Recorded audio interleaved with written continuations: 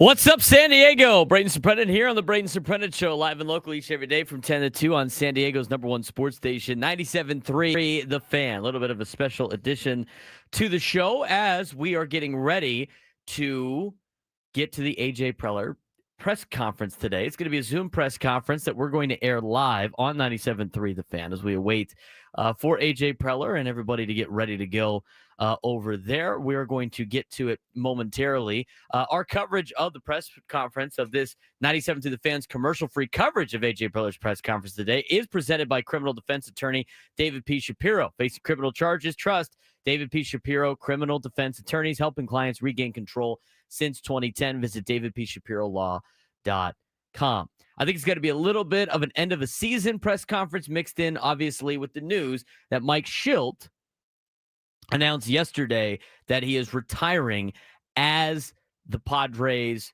manager.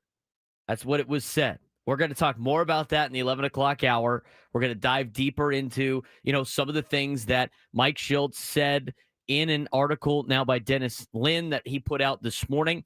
We'll talk about that, and we'll recap a little bit of what's going on and what happens in this particular press conference. But we're just kind of waiting for everybody to get set up on the Zoom, and we will get you that coverage as quickly as possible. Obviously, it'll be a little bit of an introduction and everything like that, but interesting times for Padres fans yet again in a process of hiring a brand new manager for the San Diego Padres, and something that A.J. Preller is going to have to do now for the fifth time, as it will be the sixth manager under A.J. Preller in an 11-year span. So going to be interesting to see what is said about this particular deal, about what A.J. Preller's thoughts are with this. But as we await, and Frank's going to give you the heads up when A.J. Preller's ready to go, it's obviously an interesting time now in Padres baseball because you're not trying to change something, right? You're not trying to put something new together. You're trying to really pick up where you left off and maybe get to the next level with the team that's going to be a team that's pretty much the same from last year, or maybe a couple of moves here and there. We'll see what kind of money is going to be spent on next year's roster. And again, maybe A.J. Preller will allude to how the process is going to be a little bit when it comes to hiring the next manager of the San Diego Padres. So just kind of waiting for this Zoom press conference to get underway. As a lot of people in the YouTube chat are putting together and throwing out there what exactly they would like to see in a Padres who would they like to see in a Padres uniform as a manager. Obviously, it's interesting that I'd be curious to see if A.J. Preller gets a contract extension before they make this hire. I mean, to have a general manager hire a manager in a lame duck kind of year is an interesting ploy. I find that to be interesting. But we'll see what the Padres had to do, and let's get to the press conference today. Media availability with Padres President of Baseball Operations and General Manager A.J. Preller. If this is your first time on one of our Zoom calls, please utilize the chat feature. And if you have a question, state your name and your affiliate, and I'll call on you when it's your turn. AJ is going to begin with an opening statement today before we open them to questions. So with that said, AJ, take it away. Thanks, Craig. Just want to start off, obviously, with Mike's announcement yesterday, to say a few words about Shilty. I think from the Padres and from myself, a ton of appreciation for Mike and the job he's done here the last 4 years as a member of the Padre organization, and specifically the last 2 years as the manager of the Padres.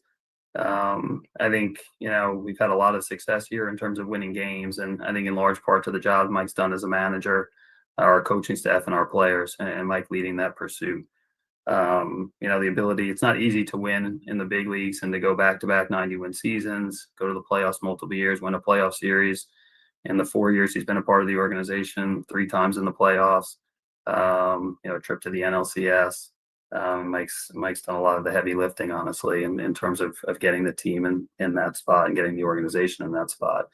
I think for Mike, everybody that knows him, he's somebody that puts his entire being into the job. It's 24/7 baseball, and I think puts his blood, sweat, and tears into the Padres and the organization.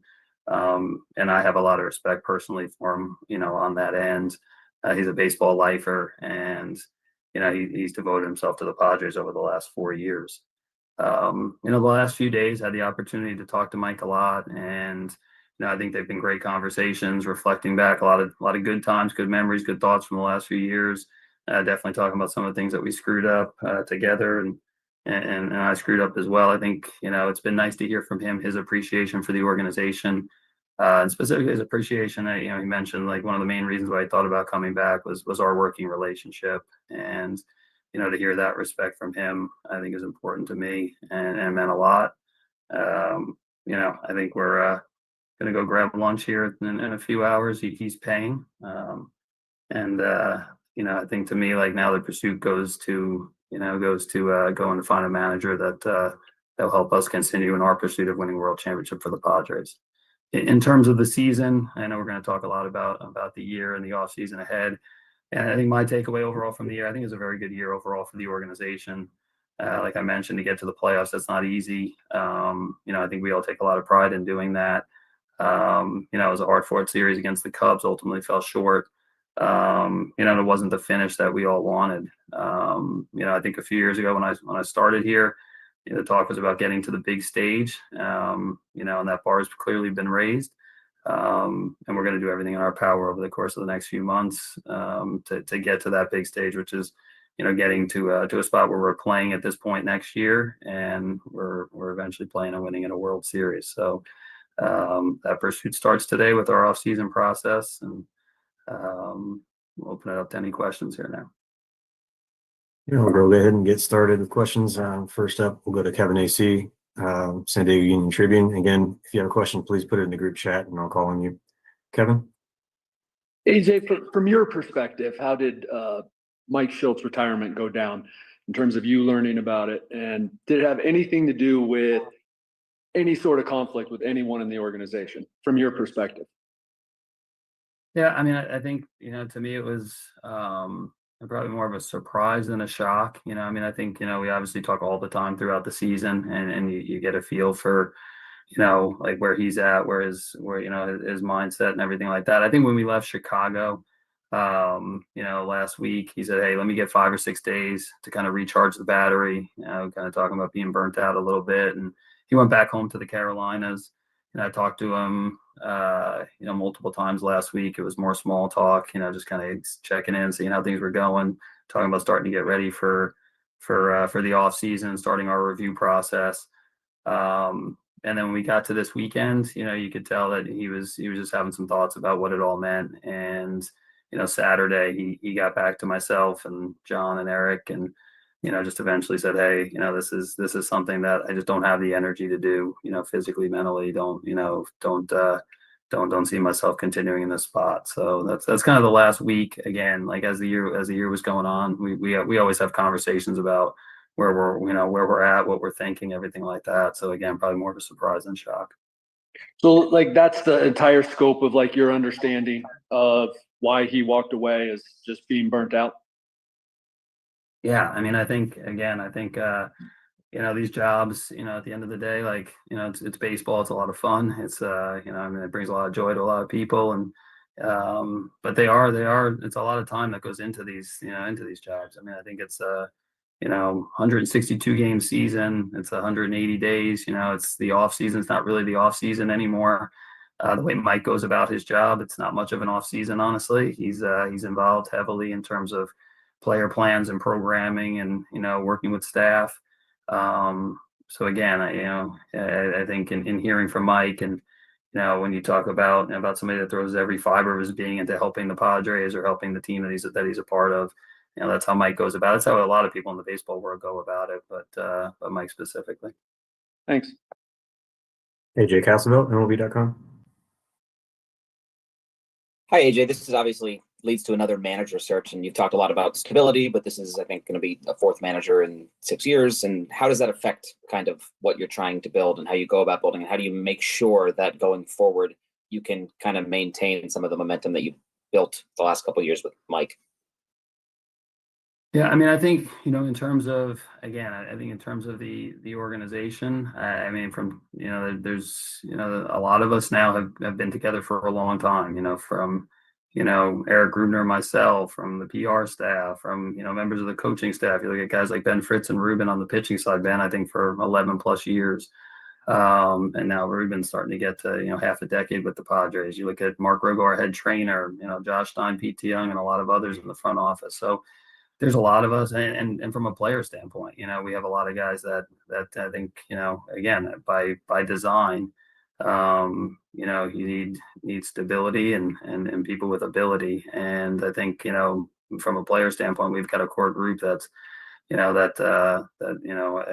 Machado to Tatis to Cronenworth, et cetera, that have been parts of these playoff runs and, a big part of what we do. So I think it's crucial. I think in the manager chair, for different reasons over the last 5 or 6 years, we've had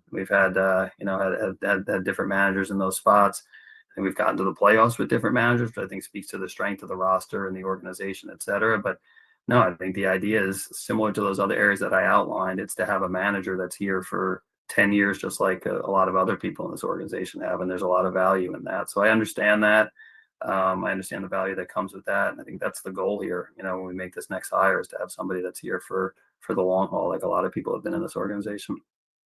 And then just to clarify, you expect to be back in this role this upcoming season, and what is your expectation for the future, given that your contract with your contract going forward and what it might look like?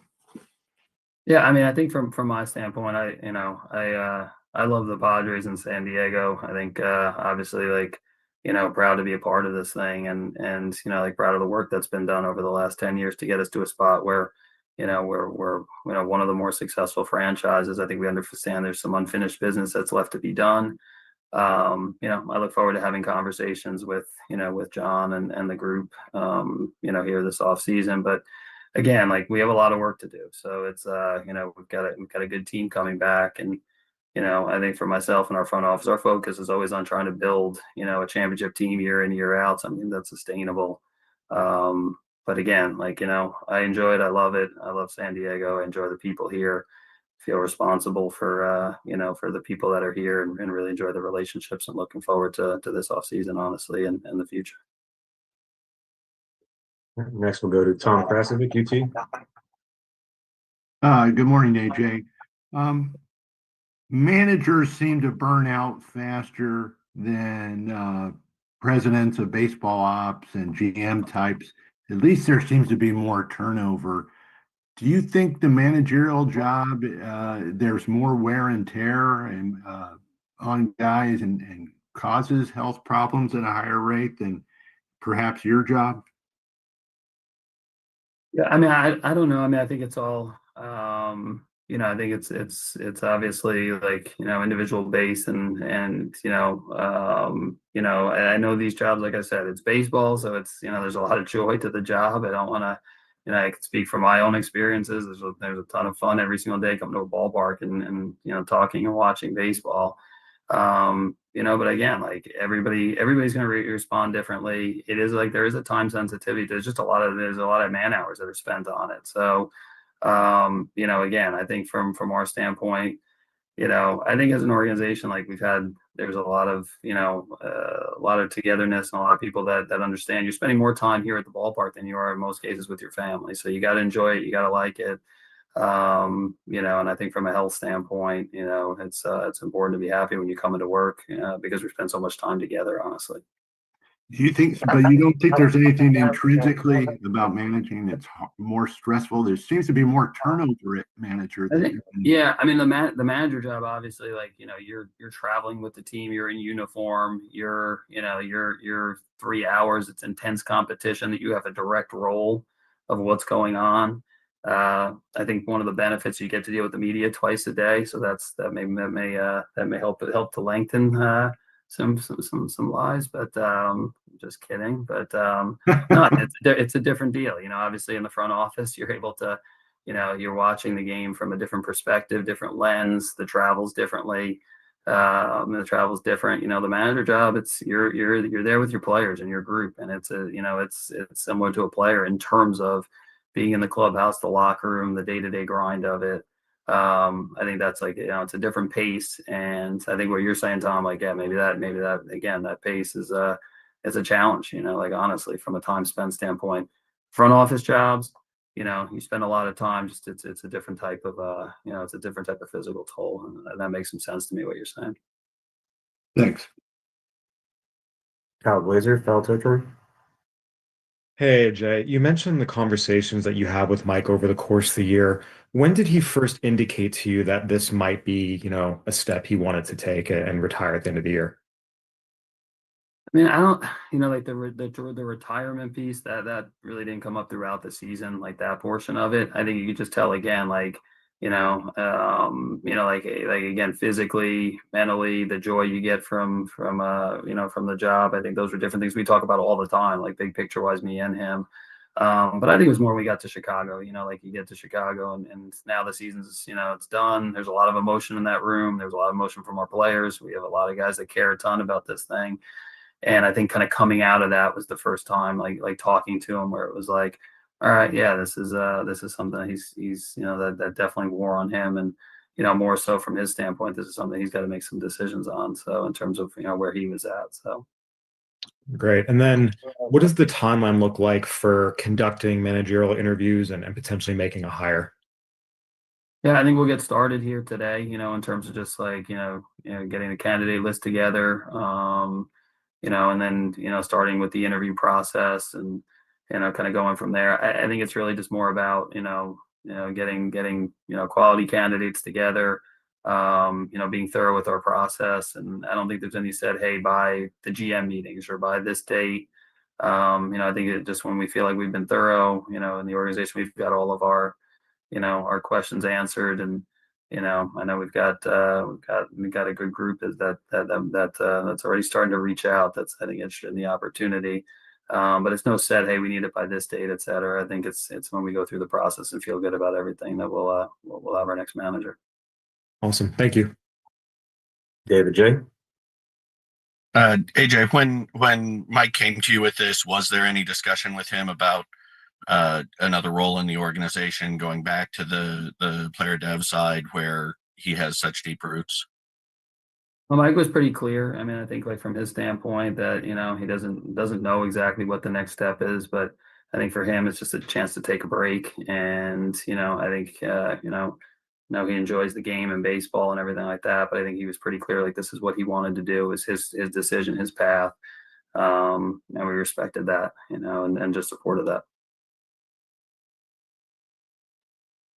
Dennis Lynn, The Athletic. AJ, you spoke about this generally a little bit earlier, but have you had conversations with ownership about a potential extension for yourself? And do you expect to be here past 2026? I mean, to me, like, again, I think like in terms of,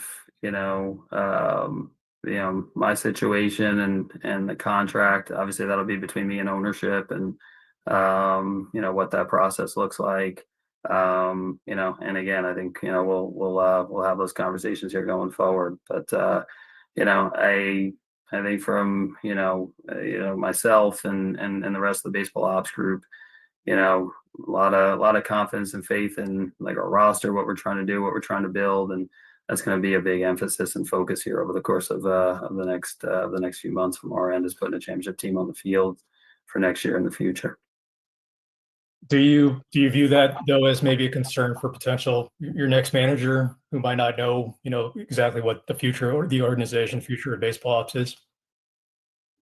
I mean, I think it's a really attractive job. I mean, I think it's obviously we, play in a beautiful ballpark. We've get, everybody talks about the atmosphere has been created by the fans of San Diego. You get 3.5 million fans coming to the ballpark, year in, year out. It's as good an atmosphere as there is in the game.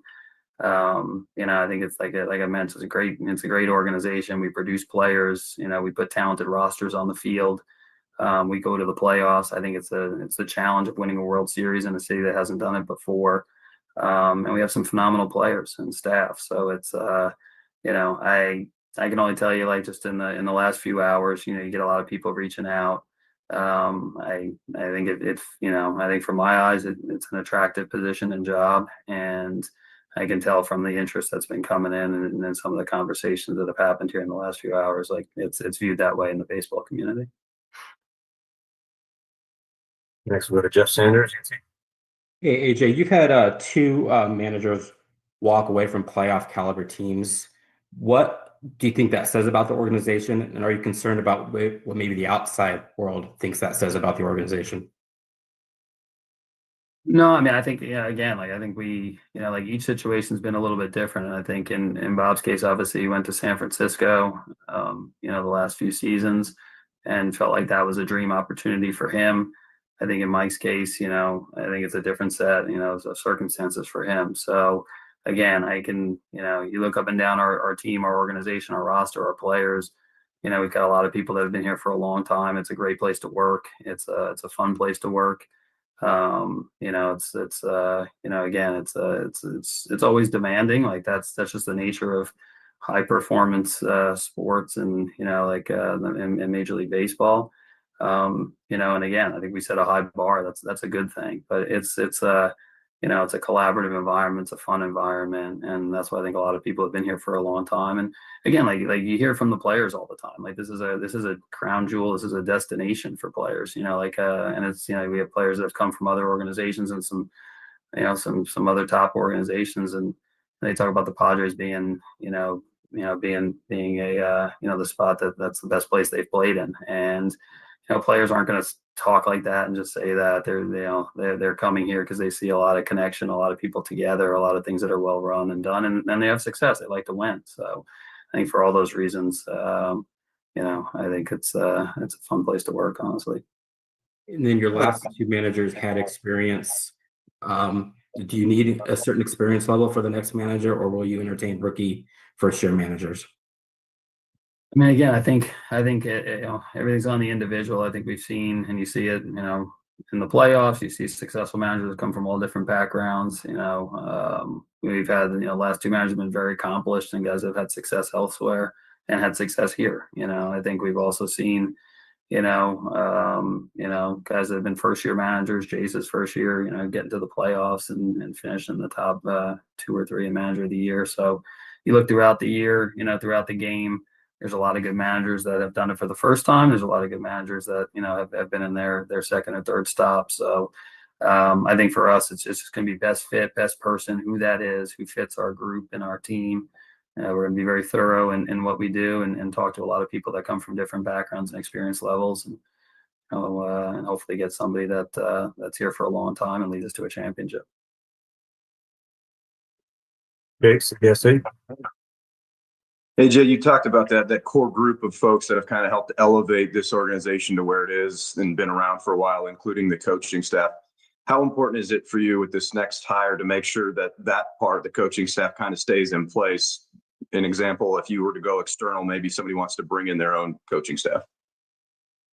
Yeah, I mean, we have great coaches, I think that are on the staff, and again, I think, the way we look at the coaching staff piece, I think it's important to have, the manager weigh in and have his say on the staff. But I think it's, you want a manager that understands that there are good people that are already in place, and I think, that's a collaboration, that's a together conversation about what that looks like.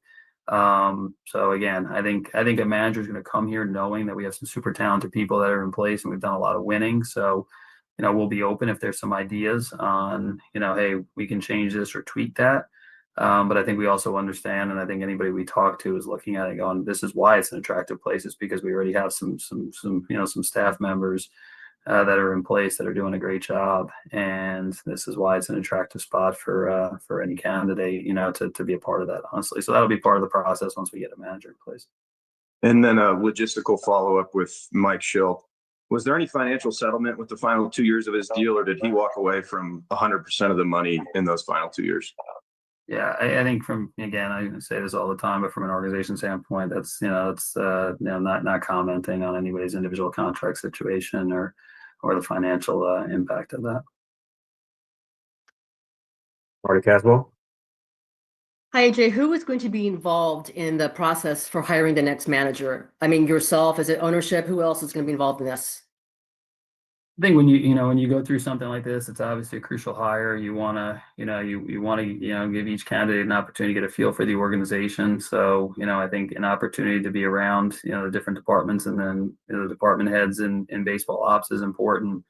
I think from, having candidates spend time with ownership, with Eric Grubner, I think that's important for them to get a good feel for everything, like what the Padres entail, and what it's about. I think part of it's like for us to obviously make an evaluation. I think the one thing though ultimately is you can have different people weigh in with what it looks like and and be part of the process. But again, like that relationship between Josh, myself, the manager, that's going to be a key one as well. So again, I think we've done, we'll be thorough in that review process, making sure that the candidates get a chance to, and our group gets a chance to go out and have those conversations. And then, ultimately I think it's it's a conversation, Josh, myself, Eric and John, to make a decision on what that looks like. And by all accounts, Mike had a very close relationship with a lot of key guys in that clubhouse.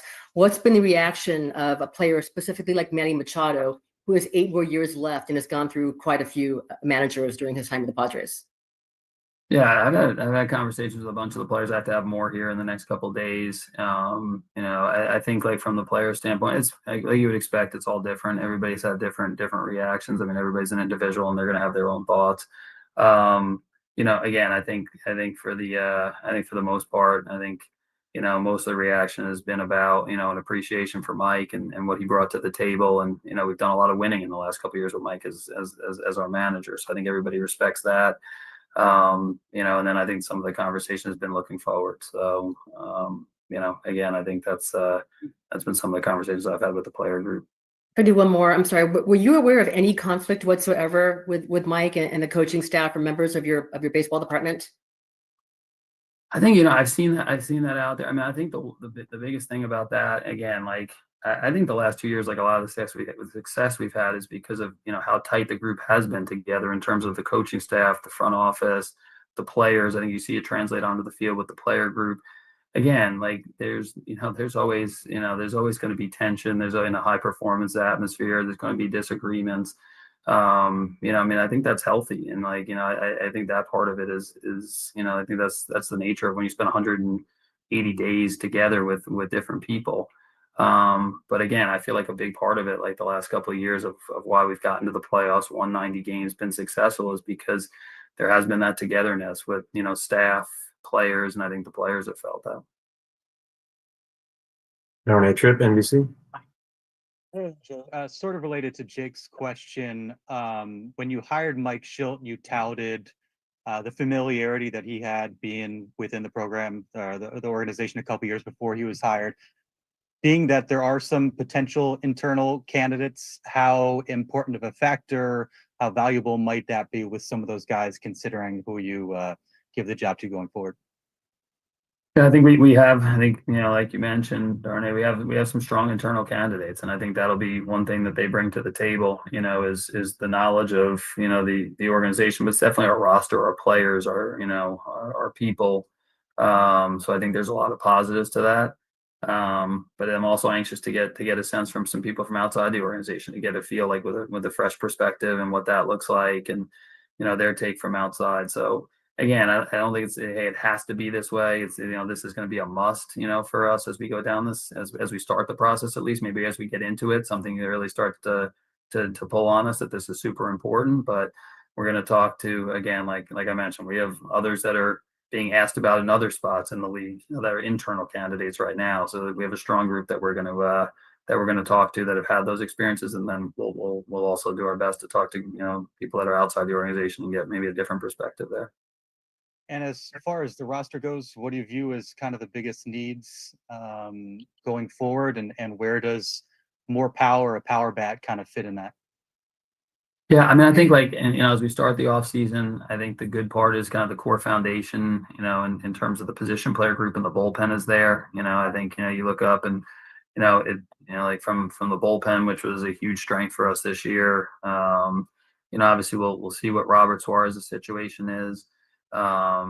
But I mean, you have, the ability with Mason Miller and Maury Hone and Jason Adam coming back, and, a group of guys that have been here for a long time, the development, hopefully of a David Morgan and a Bradley Rodriguez, and some guys in the system too, that I think are going to play in for us in the pen. So I think we start by looking and seeing we have a bullpen that should be a strength for us again.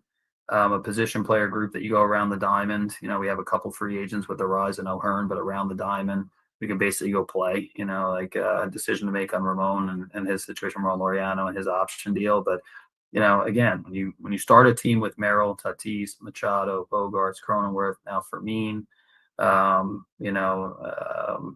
it's a good place to start, and then the starting pitching side is going to be a huge boost getting Joe back, having Nick back and, to front the rotation, I think will be big. With King and Cease free agents, those will be questions for us, Vasquez and Sears and others in the rotation to kind of add to the depth and compete.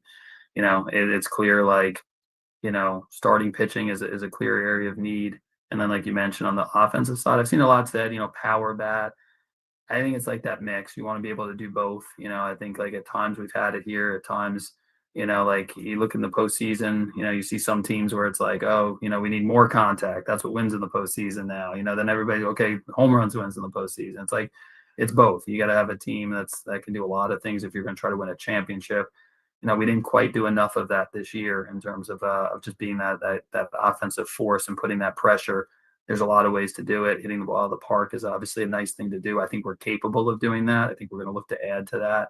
But I think it's that balance between, like, grinding at bats and hitting the ball out of the ballpark and having that consistent offensive pressure. I think that's what we talk about all the time. We've got to find some ways to get a little bit better on that front this offseason. Thank you. Annie Halbrin. Hi, AJ. You may have just answered it, but to confirm, does Mason Miller have any directive this offseason to prepare to compete for a spot in the starting rotation, or do you see him in the pen as reliever for next year? We just talk again, like, this is, we'll kind of start our review process and start having more communication with the players, with Ruben and Fritzy in that group also.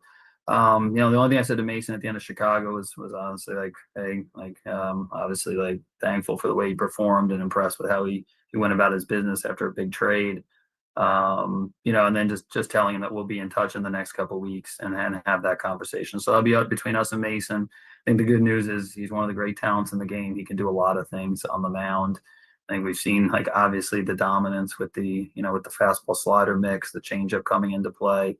We've had some success here making guys starters, between, Pomeranz and King and Lugo, and some others that I may be forgetting. But, at the end of the day, like, we'll get together as a group. We'll have our thoughts. We'll definitely get Mason's thoughts and hear what he thinks is best. We'll see how the off season plays out roster wise, and then we'll have some clear direction for him of what that looks like.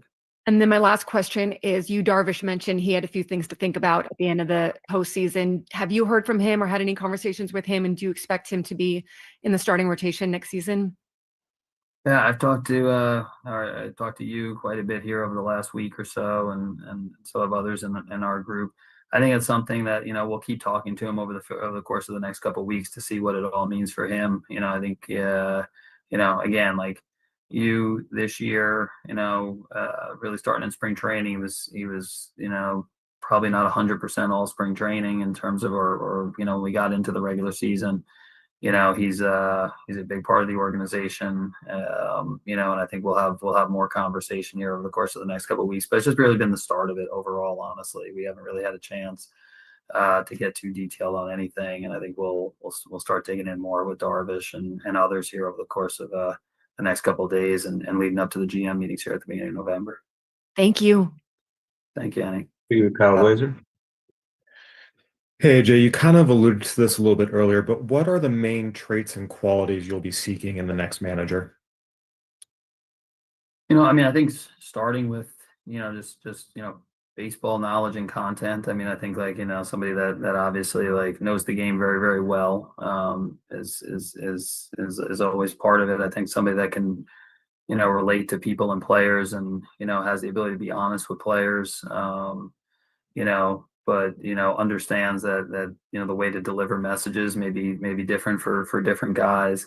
I think somebody that really, at the end of the day, like, is valuing the organization, You know, and it's all about the organization and trying to win championships and embraces that. I think somebody that embraces expectations. You know, I think that's a real thing in this market right now. It's like it's a cool thing to be a part of is looking up and like a really good fan base that now like yeah, like the expectation is go win a World Series and somebody that embraces wanting to do that for the first time in this situation. So I think somebody that enjoys being part of a, you know, part of a good baseball group that loves to talk the game. And ultimately, I think that person's gonna have a lot of say. I think we try to do that as a baseball team to give the manager a lot of say. And hey, remember to use your feel and you're here for a reason, et cetera. But somebody that's looking to gather a lot of information, take in different inputs, and then make some big decisions and important decisions for our group. Those are some things I think off the top that we're going to be looking for. And then a player-related question. You know, Manny had his third straight season of a sub-800 OPS. He's moving into his mid-30s. Obviously, he takes a lot of pride in posting every day, but given the production, especially the fall-off at the end of the year this year, have you guys had any thoughts or discussions about, you know, changing it up and maybe building in some more off days for him throughout the season to keep him fresher? That'll be, again, I think that'll be stuff that we discuss and talk about as we get to the off season. We'll sit down with Manny and kind of get his takes. He's a good self-evaluator in terms of, you know, when we sit down and have these conversations about the off season and things that he can do differently and better. You know, I think again, I think it's all about just trying to get the best performance on the field. And for some guys, that's doing everything you can to play 162. For some guys, that's, you know, that's doing less. Sometimes guys reach that point in their career. You know, I think to me, like that's what the next, you know, couple of weeks and months about is one to get Manny's perspective on what he's feeling about his overall season, not just what you're talking about, Kyle, in terms of, you know, the off day component. You know, I think to me that's again like using our manager and our staff to kind of get their feedback and takes, our strength and conditioning group, some sports science in there. And I think like just having the ability to like weigh everything out, come with some detailed information. That's the way the process will work for us. And then we'll have like honest conversation with Manny about what that looks like. And, you know, kind of have to get into the season a little bit too. You know, I think you can have these best laid plans and then the year comes and, you know, maybe that MVP season for Manny is him playing, you know, 162 and go from there. Maybe it's playing a little bit less. I think we're open to those conversations, see where it goes. So Thank you. David J. AJ, just looking forward, been 6 months since Ethan Salas was on a baseball field in any meaningful way. A month ago, you thought he was going to be good for instructs and be out on the AFL. He got pulled back. Can you walk us through what's happened so far with rehab progression, what the setback was, and any anticipated next steps for him? yeah, I think again, like Ethan's doing well. He's starting to swing the bat and getting into baseball activity. It wasn't really, it's not really a setback. I think it's just been us being like and our medical staff and doctors, you know, and our specialists that we've talked to about Ethan. It's just being like very, very, I think just understanding he's 19 years old and, you know, this is all about the next 10 years. So I think from our standpoint, you know, it's been like, hey, you know, I think from the medical team, you know, we got to the fall league, and I think we were hoping that would be the time that he would get started to play. I think it's kind of like, hey, instead of being 92% sure, let's be 99% sure, you know, and is it worth,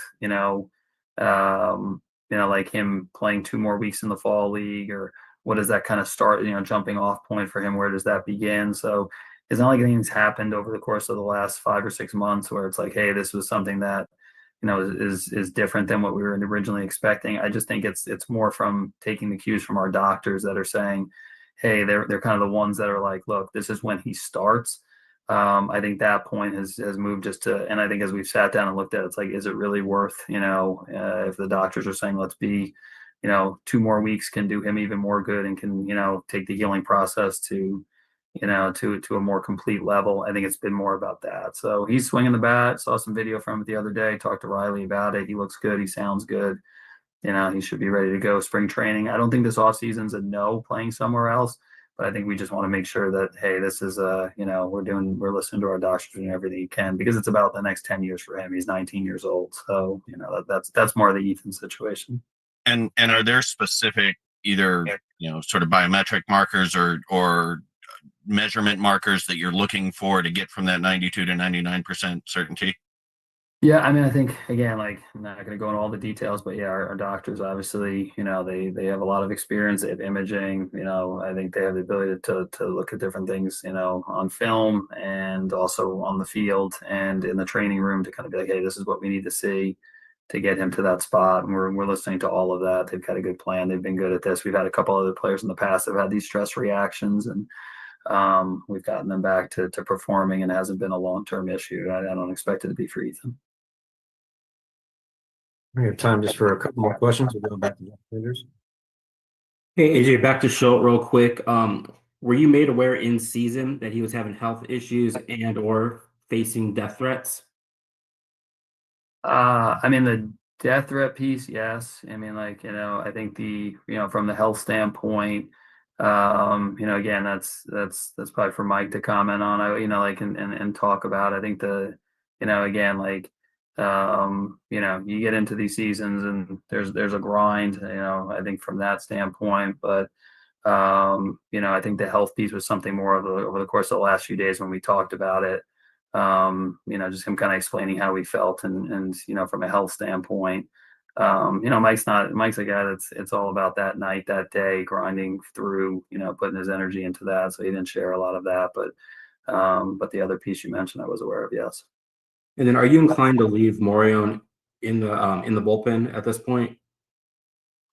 I think similar to what we talked about with Mason Miller. I mean, again, I don't want to say, I think that's what the next couple of weeks is going to be for, is like sitting down with our group and our team and, having those conversations. I think a tremendous year for Adrian. It's been a lot of fun to be a part of and to watch. Seeing his progression. He's always been a super talent, and he's found a home there in the bullpen. So we'll obviously take all of that into consideration. I think he can do a lot of things. You have a lefty that's throwing 3+ pitches with command, and the ability to use him in different places in the game. I think that'll be a conversation as we get into it, similar to Mason, about what that looks like here for next year. But that's what I think the next couple of weeks and month will be about. And last one for me, Luis Campisano, 25 homers, 1,000 OPS at AAA. How would you assess the organization's ability to leverage that, especially as a right-handed bat at the big league level this year?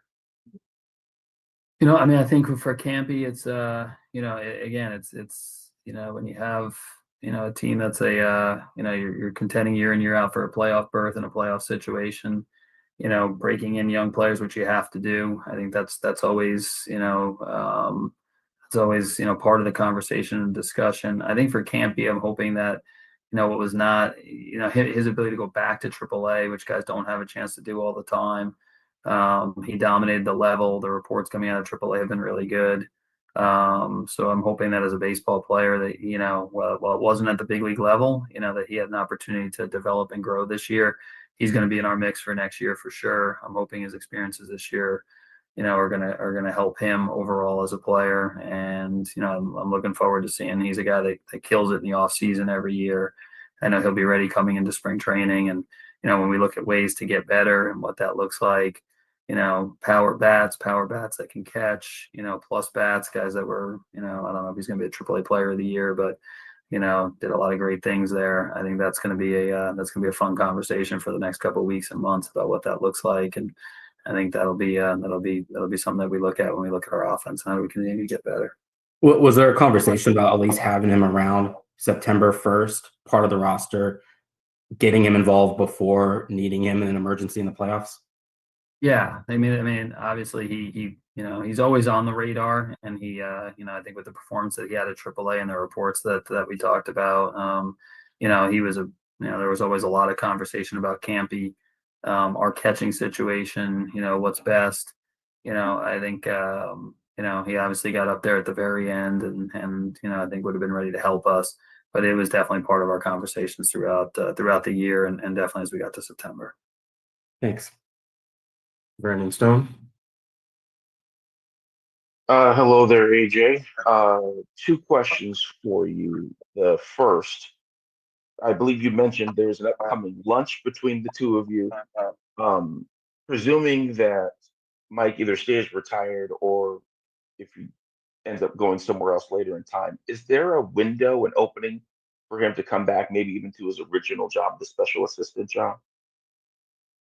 Yeah, I mean, again, like I just kind of following Mike's lead on that front, and I mean, I think he was very clear over the course of the last week and the last few days that for him this was more about whether he wanted to manage or just kind of take a step back, and I think from a retirement standpoint. So I think all of us just respecting that.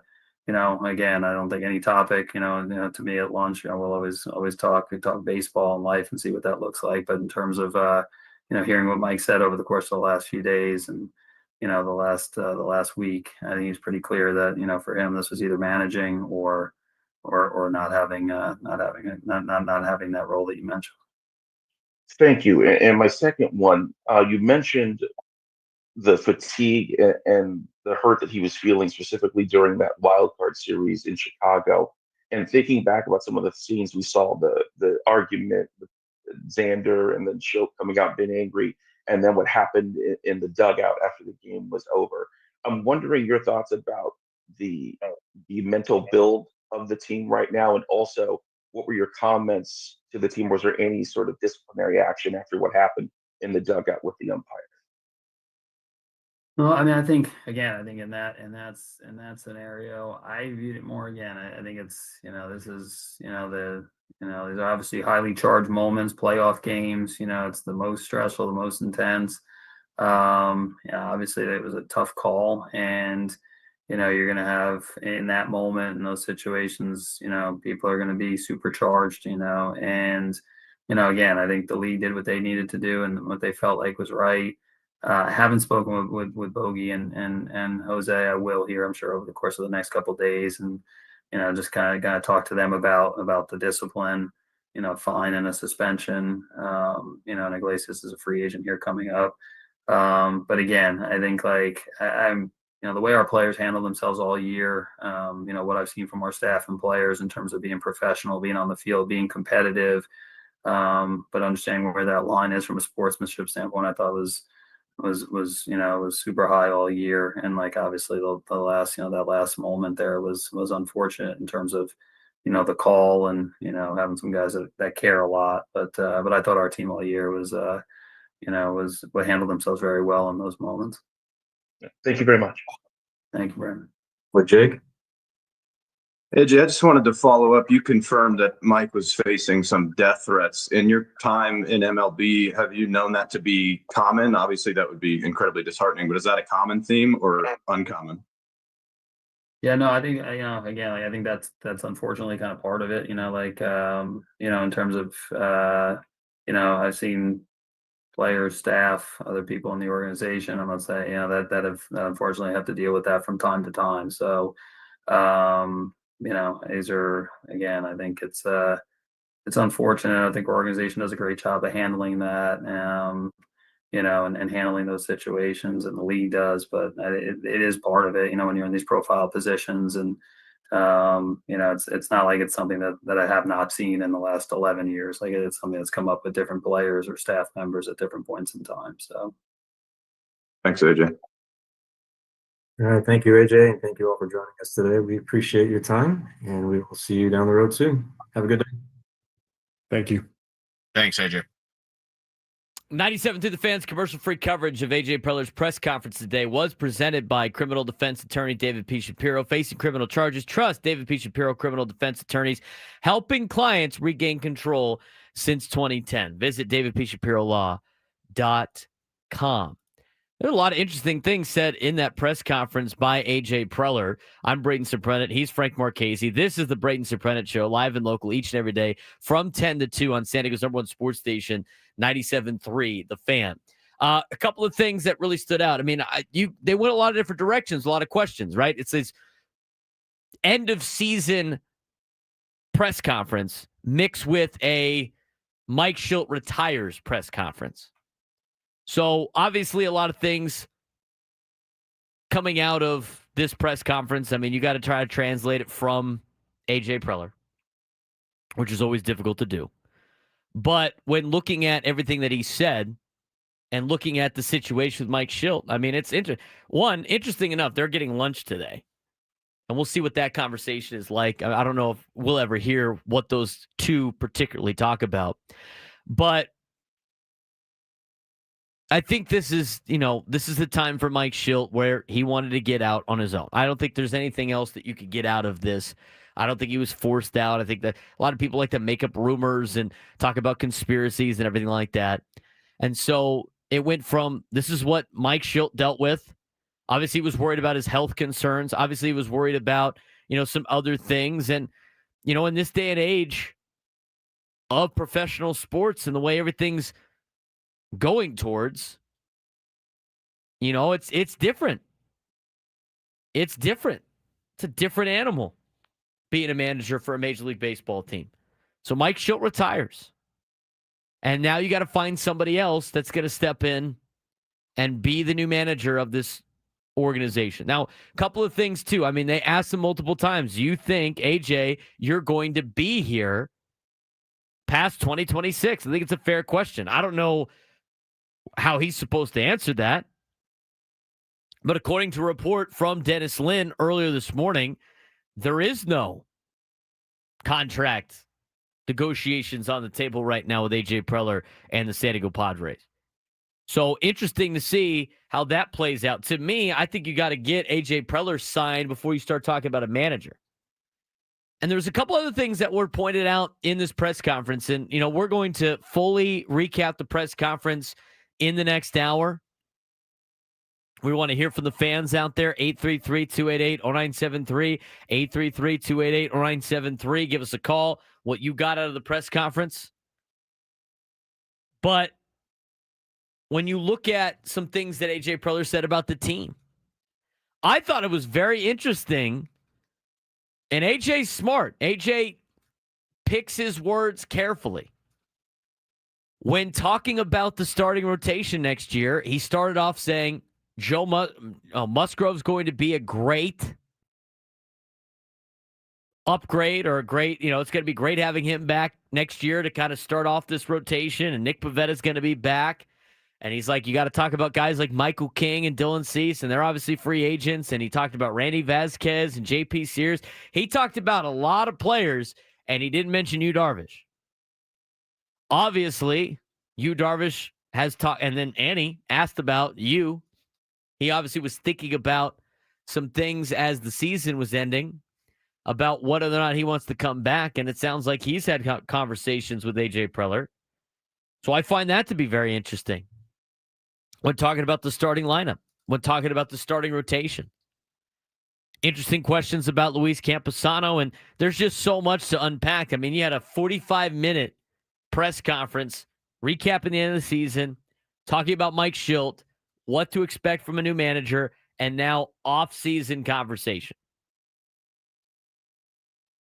There's a lot that this is the team that just continually creates news. Continually creates news. Makes it the center of attention. So I look at everything that happened in this press conference, and I take away a couple of things. One, I don't think there's a guarantee that AJ Preller's under contract for a long time. I think he's confident in being here. I think he's comfortable being here. He has said how much he likes being here. But I think he left a lot of open-ended conversation about whether or not he is here full-time, which I find interesting. And until they officially extend AJ Preller, I think that's going to be a relative question because he was asked it a couple of times in this particular press conference. The other thing, obviously they're going to start looking for a manager now, and he kind of danced around whether or not he's going to go with an experienced manager or a brand new manager. And I think you have to do that when you're AJ Preller. I think you have to do that when you're AJ Preller because you don't want to pigeonhole yourself into one spot. I see a lot of people freaking out about the death threats. This is what sports is now. This is the society we created in sports with social media where this stuff happens all the time. It happens all the time.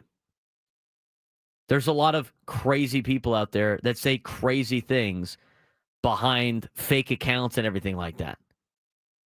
I mean, when talking, we heard about it from Mike Shilton. Now he's discussed it. I mean, he talked about how exhausted he was from fans and the media. I mean, it's just a different animal that sports has become because of all of these things. And, I don't know, maybe legalizing vices is not the greatest idea. I would imagine most of the death threats are because of, I don't know, sports gambling. That's kind of a problem a lot. And sometimes you need a break from coaching. I mean, this is a grind. This is not like they don't just show up. They don't just show up. All the time and effort that you put into it. And when you have a season like that, and obviously, I mean, he looked a lot of times worn down, as mentioned by AJ Preller. You need a break. And a lot of these coaches need a break. I think it's shocking to a lot of people that a guy who's 57 years old needs a break. But you know what? It happens. Sometimes you get burnt out. And you know what? I wouldn't be surprised if Mike Shildt gets another job somewhere in a couple of years. Sometimes you need to just rest and recharge for a year. Take a year off. Take 2 years off. We saw it with Bruce Bochy. We saw it with Terry Francona. We've seen it with a lot of managers in Major League Baseball. We've seen it with a lot of head coaches in football. Sometimes you get burnt out on long seasons. But again, there's a lot of people that send death threats for a lot of different things. And I just will never understand that but people are crazy. That's why I'm not surprised that he got that. People are shocked. It's like, this happens all the time to a lot of people. Shouldn't be that shocking to you. 833-288-0973, 833-288-0973. We're going to go through, talk about everything AJ Preller said, and recap what was a very long press conference to start the show. 11 o'clock hour when we come back. He's Frank Marchese. I'm Braden Surprenant. Braden Surprenant, you're live and local till 2. Setting us up for Sports Station. Fan. Hey, it's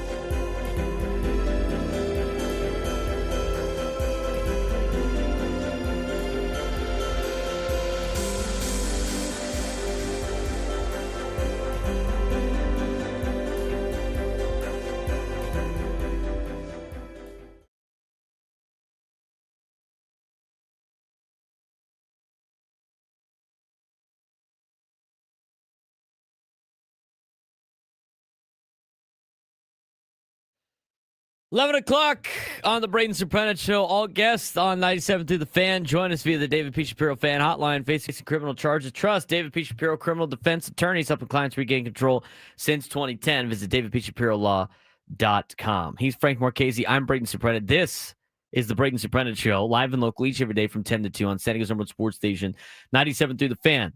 We are here each and every day. If you haven't done so already, give us a like on the YouTube page. Follow us on social media at B_SURP, at BSURP. You can follow Frank at FMarks with a Z, 324 on social media. Follow the show at B_SURP show on Twitter and X. Plus, you can find us wherever you get your podcasts, Spotify, Apple Music, Odyssey, wherever it may be. We are out there. You can listen to our show anywhere you get your podcasts. It's great.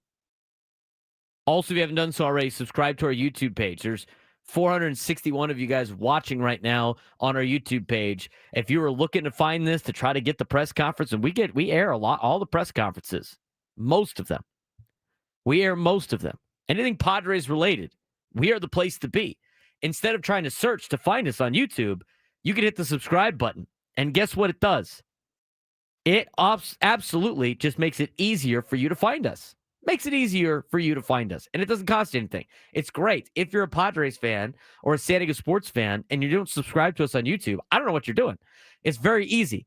For the 454 of you that are watching right now, on your phone or on your computer, there's a little bell next to our logo and name. Click that bell. You're subscribed. And then on the bottom on your app, when it says subscriptions, click that. As soon as you log on, it's going to be populated with all of our stuff. Super simple. Super simple. Give us a like on this YouTube page. We really appreciate it. A like on the video. It helps us out, pushes us out to other areas that don't have or don't know about 97 through the Fan. Also, if you haven't done so already, you can subscribe to our YouTube page at B_SURP, at BSURP. Subscribe. Makes it easier. Our YouTube page is strictly for the Braden Surprenant Show. It is at the first link in the description below. All right. We got all of that. Anyway, let's recap this press conference, Frank. There was a lot to get out of this press conference. There is so much information. I don't even know where to start. Let's start with what A.J. Preller started with. He opened today's presser expressing his appreciation for the job that Mike Shildt has done with the Padres. He said Mike put his entire being into the job, his blood, sweat, and tears, has a lot of respect for that. He says his biggest takeaway from the season was that it was a good year that ended with a hard-fought series against the Cubs. It wasn't the ending they wanted, but the bar has been raised since he arrived, and he's going to do everything he can to win the World Series. That's pretty stereotypical opening press conference conversations. Yeah, standard stuff, I would say. What is your biggest takeaway from all of this information about today's press conference with A.J. Preller? Bloody Nora, there was a lot of it. Yeah, there was. I think kind of putting to bed the fact that this was Shildt who decided to walk away on his own. There was nothing internal. I think that's 100% struggle. needs to be said and emphasized. Shildt walked away on his own. And it's not Frank and I kissing the Padres' ass. We're not, it's not, this is what the situation is. He walked away. He walked away. And you know what? Fair play. I don't blame the guy. It's not the way that it's not just managing anymore. I mean, it's dealing with a lot of extra stuff and being in the public eye, and it wears you down. And he got worn down, and he wants a break. And you know what? He could do that if he wants. So he's taking a break. He's going to retire. But like most coaches, sometimes that's not enough. Sometimes it's like, all right, a year off, you miss it, you want to get back into it. I could totally see him doing that. I don't think that suggests that, you know, he can't work with A.J. Preller. I don't think that suggests that he needed to walk away from this organization. It happens a lot with a lot of coaches that sometimes you get burnt out. And when you get burnt out, you need to take a walk away. That's better than him being burnt out and managing for another year and him not being fully into it, which I appreciate. So as Frank said, yes, I think that's been put to bed now. What else have you got? What else did you get out of this? I mean, just the kind of surprise that it was. Like he said, he was surprised that the announcement came, but it wasn't shocking that the announcement came. So for him to sit there and say, we'll put together a list of guys who we think could manage this team. I think he already had something in mind.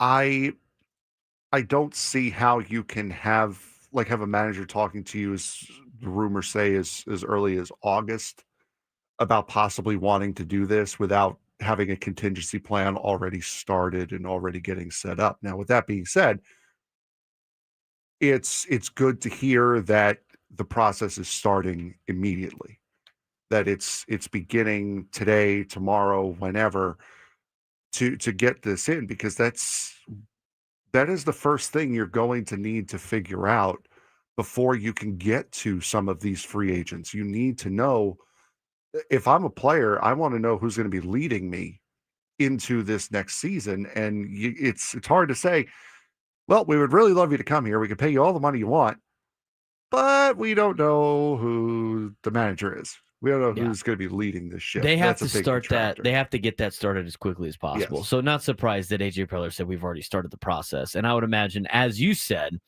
with AJ Preller saying that he was surprised but not shocked. I mean, you got to be thinking about long term all the time. Yeah.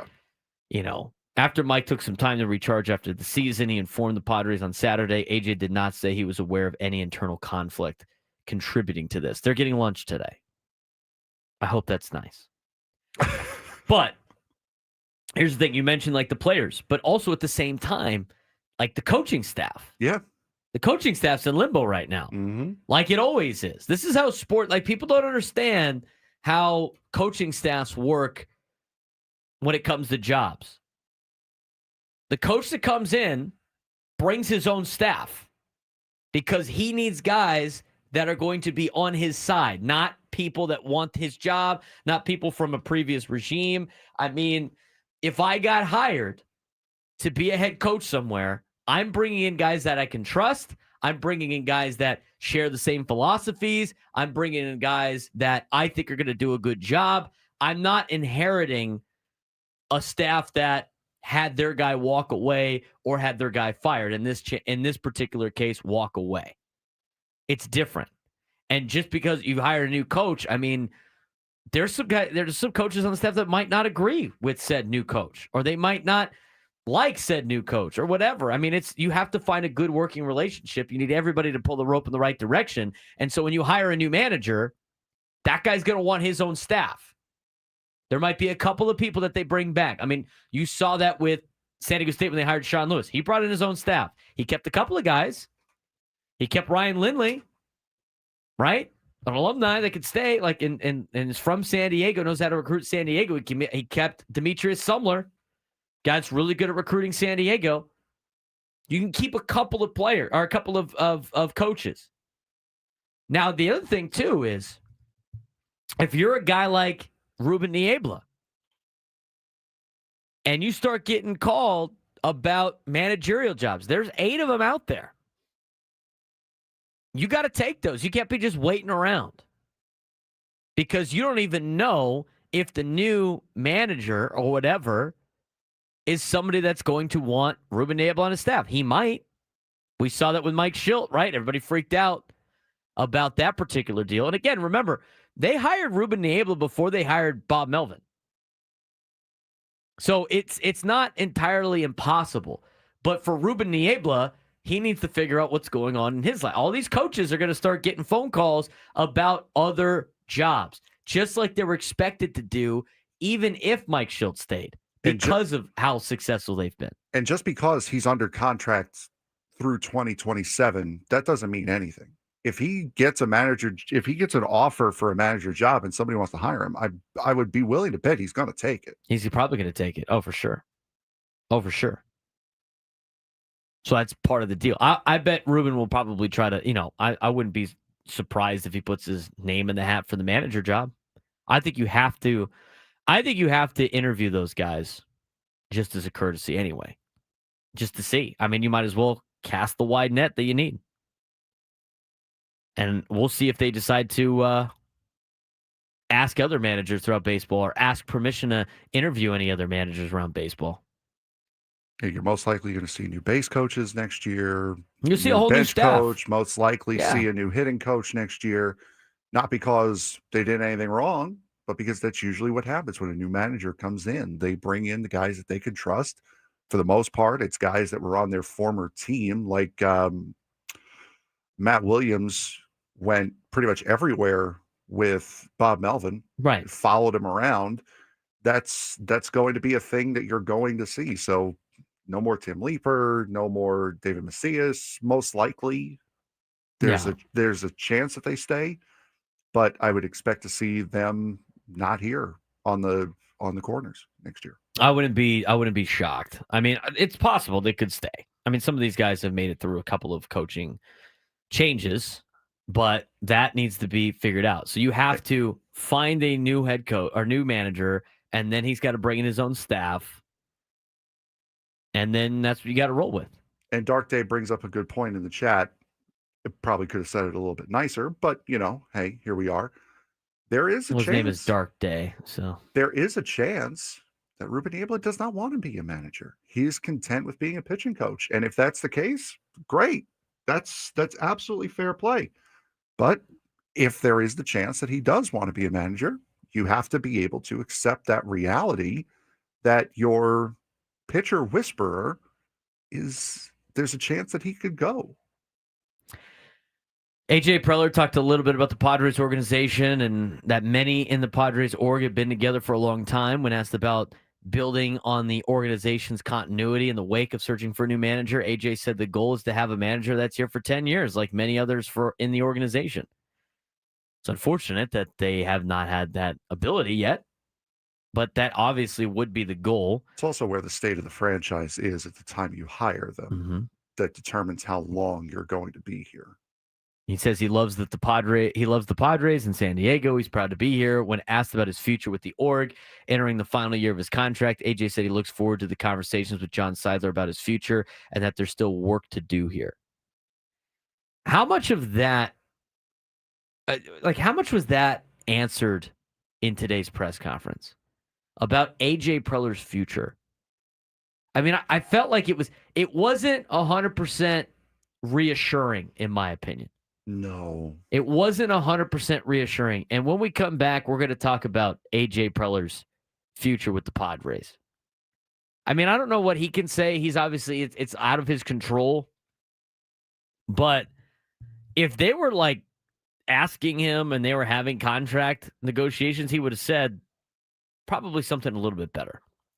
We'll talk about it when we return. We do want to get your phone calls today, 833-288-0973, 833-288-0973. Your reaction to the press conference, what AJ Preller said about the managerial search and about the roster for next year as we continue on the Braden Surprenant Show, San Diego's #1 sports station, 97.3 The Fan.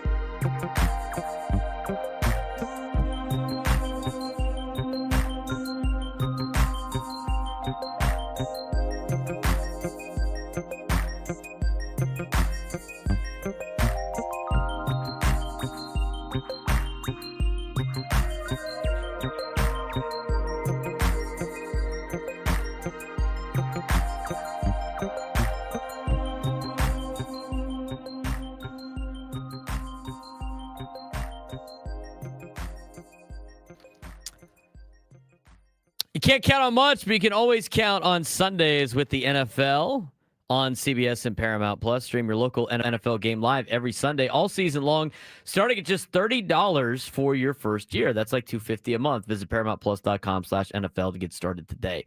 He's Frank Marchese. I'm Braden Surprenant on a blustery Tuesday morning in America's finest city. Should be raining today, right?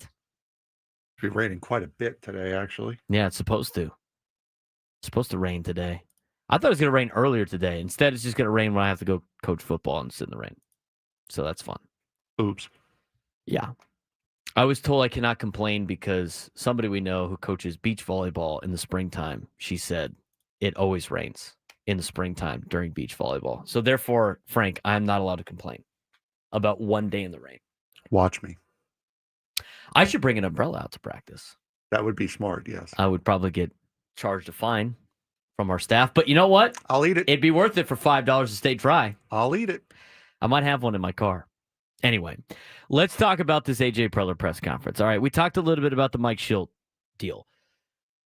Do you feel, Frank, more or less confident that AJ Preller will be the general manager for the Padres past 2026 after this press conference? More confident, less confident? About stagnant, honestly. I mean, you could say, yeah, it's worrying that he didn't give you too much to be hopeful for as far as that, other than, the bog standard answers. But what do you expect other than the bog standard answers? You expecting yeah, we've got a deal going. I'm going to be getting this much over the next couple. No, you don't expect that. You also don't expect no, I'm out of here. They've already said I'm out. So, I mean, he gave the answer that I honestly expected that he was going to give. So no, I don't feel different either way. I don't feel more or less confident about it because I got what I expected. I feel slightly less confident. I mean, the other thing that made me slightly less confident was the fact that AJ Preller's future is like the Dennis Lynn article today in The Athletic, when talking about there's no current extension in place for Preller, there's no like real conversation about it. I mean, to me, that's kind of interesting. It's not great. And I think at this point in time, my opinion on the matter is until I'm going to sound like ball coach Mike McCoy. Until there's pen to paper on a contract, there's really nothing that we could. I mean, it's going to be like, all right, looks like he's on a 1-year deal here. Exactly. But I don't know how you can have a general manager on a 1-year deal and hire a new manager. I don't know how you can do that and say like we're a stable organization. I don't know how you can say that. I mean, you can't even say it's an unstable organization because the last two managers left on their own accord. Schilt retired. Some of you I've saw it in the chat are saying he quit. He didn't quit. He retired. And Bob Melvin went to take his quote unquote dream job. So it's not that, and the managers before that were during rebuilding periods who were never going to stay long term. It opens up the door for this to be like, I don't know. I don't know. Circus. When you're a manager, when you're a guy that's interviewing for the job, you want stability. Of like the people, like the guy that makes the decision on whether or not you still have a job is only there for a year, and he's the one that brings you in. Does that give you a sign of confidence as the person that's going to be the manager? Unless you are somebody that is just like Andy Green was, so desperate to be a manager. Unless you're hiring somebody brand new that's never done it before, that's just waiting for a chance, and so therefore doesn't care about it. But if you're trying to get somebody that's a veteran manager that's been there and done it before, that has the experience, there's not a lot of guys that are going to sign on for, okay, well, we don't know if the guy that's in charge of whether or not my job is still here is going to be here or not. I'm just saying. It makes me a little uneasy. Yeah, as it should. I mean, as far as a manager should get at least 2 years, period. Because one of the 2 years could be a fluke. I think it should be honestly. a minimum 3, but in this day and age of sports, people want World Series tomorrow. You see it in college football all the time. The unfortunate thing is teams or coaches that have flipped organizations around fast make it even worse that everybody thinks that their particular organization can get flipped fast. Now, this is not one of those flipping of an organization, though. No. They already know they can win. To me, I think you have to get a minimum of 3-year deal for a lot of managers. I agree. And that's why would anybody sign on for a 1-year or 2-year deal? There's unless you're desperate. Yeah, unless desperation. You're desperate to finally show that you could be a manager. And then what happens if it turns into an Atlanta Braves of this year, where just everybody gets hurt for long periods of time? You're screwed. You shot yourself in the foot. 100%. Because everyone's going to blame you. You're a 1-year manager. You're a lame duck. You're the scapegoat. Boom. Out. Done. AJ Preller talked a little bit about that. The search for a new manager will begin today in terms of putting a list of candidates together, etc. But there's no deadline to find a new manager. I bet you he has already written down multiple names on a list. Yeah, especially if the reports are true that Schilt was talking to Preller about this possibly happening in August. Preller's too smart to not have a contingency plan already in the works. Yeah. He said that Mike Schilt considering retirement wasn't discussed during the season. When they got to Chicago for the playoff series after the regular season was the first time the two discussed that as a possibility. As soon as that is a possibility, a general manager is immediately starting to think about absolutely how do I replace this guy? Yep. Nobody asked AJ Preller who he was on the phone with after the wild card series loss, by the way. That should have been question number 1, in my opinion. Well, in my opinion. AJ Preller said it was an attractive managerial job due to the roster, ballpark, atmosphere, city of San Diego. When asked if the lack of clarity about his future could be a deterrent for a potential manager, I think that's a valid statement. Absolutely. 100%. We all know how good the job is. It doesn't need to be sold. The job is a good job. You're taking over a ball club that has made the playoffs for the last 6 years. You're taking over a ball club that has people in San Diego show up and show out each and every night at Petco Park. You're taking over a ball club that, this is the number one team in town, the only real team in town. I mean, sure, you got other teams out there, but this is the number one team in San Diego. San Diego's a beautiful place to live. You got star athletes, and you have ownership that spends money. They spent money. So it makes sense. Like, this is a good job. The only deterrent to me is we don't know if the guy hiring me is under contract for a long period of time. And today didn't really answer those questions. And to be honest with you, they will never be answered until there is clarity from the organization in terms of, like, AJ Preller signed a contract extension. What you can't do, though, in my opinion, is this can't drag on throughout the season. No. This can't drag on throughout the season. I mean, this needs to be taken care of quickly. And if I was the org, I mean, my timeline would be get the extension done with Preller. It doesn't even have to be a long time. I mean, you could give him a 2-year deal. You could give him a 2-year deal. Give him a 2-year deal, sign the manager for 3 years. And then you could just let it play out. And if you need to fire the guy, then you can fire the guy. But I'd give him a 2-year contract. So he gets 2026, 2027, which is going to be a shortened season, almost inevitable at this point, and 2028. I think that's fair. Yeah, give the manager the same terms, so this way they both run out at the same time. You give Preller a 2-year deal, 2-year extension. You sign you let him hire the manager. He gets a 3-year deal, and then you reevaluate at that point in time of where you're at. You can even fire him before the last year. I think the Padres are in a position where they have to re-up Preller. Have to. Because if you don't re-up AJ Preller after these last couple of years and what he's been able to do in the trade deadline, free agency market's a different thing, but what he's continued to be able to do with the draft, to be able to do what he's done at the trade deadline, it is indefensible to not extend this guy, just let his contract run up. It will raise so many questions about the organization and what is going on behind the scenes. If this guy who has done what he has done, got the players that he's done, worked the deals that he has been able to work to get guys like Ramon Laureano, like Mason Miller, who are going to be here for a while, to get those guys in and that not be enough to keep his job, that is going to raise so many alarm bells as far as looking for the next general manager, because that shows there's something up with this organization that you can't ignore, that even when you're doing what AJ Preller has done, it's not enough to keep your job. I think it's bad news if they don't. They have to re-sign him. They have to extend him. They have to. Somebody's like, they don't have to. Yeah, they do. Because here's the risk that you take. Okay, you take the risk. So right now, under AJ Preller, they have been a consistent winner of making the playoffs. Correct? Yep.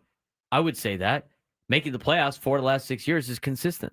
He tried a couple things at the start of his regime that didn't work, but once he found his niche, he figured out what he wanted to do. It has been all upward trending from there. Correct. So you know that you're going to get you're going to get a team that is consistently going to compete for a playoff spot, which is good. What you want is to win championships. Everybody's like upset. Like, we got to win championships. We got to get us to the next level, get us to a World Series. The risk you take by not extending AJ Preller or letting him go, which a lot of people think is, are you willing to take a step back and bring in a guy that doesn't give you consistent winning? That's the risk you take. That's the risk you take. It's the same thing with Penn State firing James Franklin. James Franklin was like winning 10 games a year for 12 years. But he can't win the big one, so we got to find somebody that's going to win us the big one. And a lot of teams take a lot of schools, a lot of teams take a massive step back, and then they are constantly going through guys to get them back to just winning consistently. That's the risk you're willing to take. If you're willing to take that risk, go for it. Get rid of the guy. And as far as who might be interested in him, take a look at a Baltimore, maybe, who always draft very, very well. It's one thing that AJ Preller has done consistently well here as well, is draft very, very well. Now, they won't see those draft picks up in the major leagues, but Baltimore is a team that could look to snap him up very, very quickly. Chicago, the Cubbies might look to snap him up very, very quickly. Seattle, there are teams out there that will go after him the second they get any sort of word that he is not going to be here. I think this is a fair way of evaluating whether or not the player, the manager, the GM is worth it for your franchise. This is the decision you have to make. Let me ask you if this is fair. Are you willing? Do you think your team would be better off if insert player here is no longer on your team and on the Dodgers? Are you okay with that? Seriously. No. Who's the team that you hate the most? The Dodgers. Yeah. Right? So let me ask you this question. If, and this is like your value. I played this game a little bit. Like, if Luis Arraez signed with the Dodgers, are you worried? I'm not. I'm going to be honest with you. I'm not worried. I wasn't worried about Ha-Seong Kim either. Ha-Seong Kim signs with the Dodgers. You worried? No, absolutely not. No. You could start talking about other players, though. Jackson Merrill signs with the Dodgers. You worried? Absolutely. Yeah. Absolutely. Got problems there. Fernando Tatis Jr. signs with the Dodgers. Are you upset? You worried about that? Yeah. Absolutely. So this is all the same questions that you ask when it comes to trading players away. I would honestly, if Xander Bogaerts became the starting shortstop for the Dodgers, I'd be worried. I'd be like, all right, that's great. Yep. They can move Mookie Betts back to right field. I think that doesn't help the Padres. No, no. So you could go through all the players. If AJ Preller became the general manager or worked in the scouting department for the Dodgers, would you like that? No. No, I Not think at that all. would definitely hurt the San Diego Padres. So if you're not willing to allow him to be the general manager or any type, work for the Dodgers in any type of capacity, then he's probably better off being your guy. Is there anybody out there that you think would be better than AJ Preller right now? If you have names, I'd love to know. I'd love to know what the names are. Tell me these people that you think are going to do better than what AJ Preller has done. I don't think you're going to give me a lot of names. That's it. It's easy just to be like, we got to get rid of this guy. But that should be a rule on the show. What? If you're calling for someone to be fired, you have to give a name to replace him. I need a name. Yeah, replace him with You what? have to give names. Have to give names. I mean, I don't even understand what the trade conversation is in our YouTube chat right now. But I mean, a lot of people think like, "Oh, this person did a great job." I mean, I've had like 100 people say like how much Bruce Bochy would be like the best ever. It's like, no, stop it. I don't know how many times I have to answer people that say like, "Oh, Trevor Bauer would be great in this." Shut up. No, he wouldn't. Crazy. Didn't he just give up 5 runs in an inning against some Japanese corporate team? I think he's done so poorly now recently, we haven't had to listen to that anymore. 833-288-0973, 833-288-0973. Give me an idea. I mean, people want AJ Preller gone. I don't know who you could get that's going to be better. So, okay, hold on. Joshua, we'll get to his comment in a minute. We'll get to his comment on the other side of the break. We'll get to that comment. Plus, what is AJ Preller looking for in a managerial candidate? Somebody experienced, somebody brand new. He answered that in the press conference. We'll talk about that when we come back on the Braden Surprenant Show. San Diego's #1 sports station, 97.3 The Fan.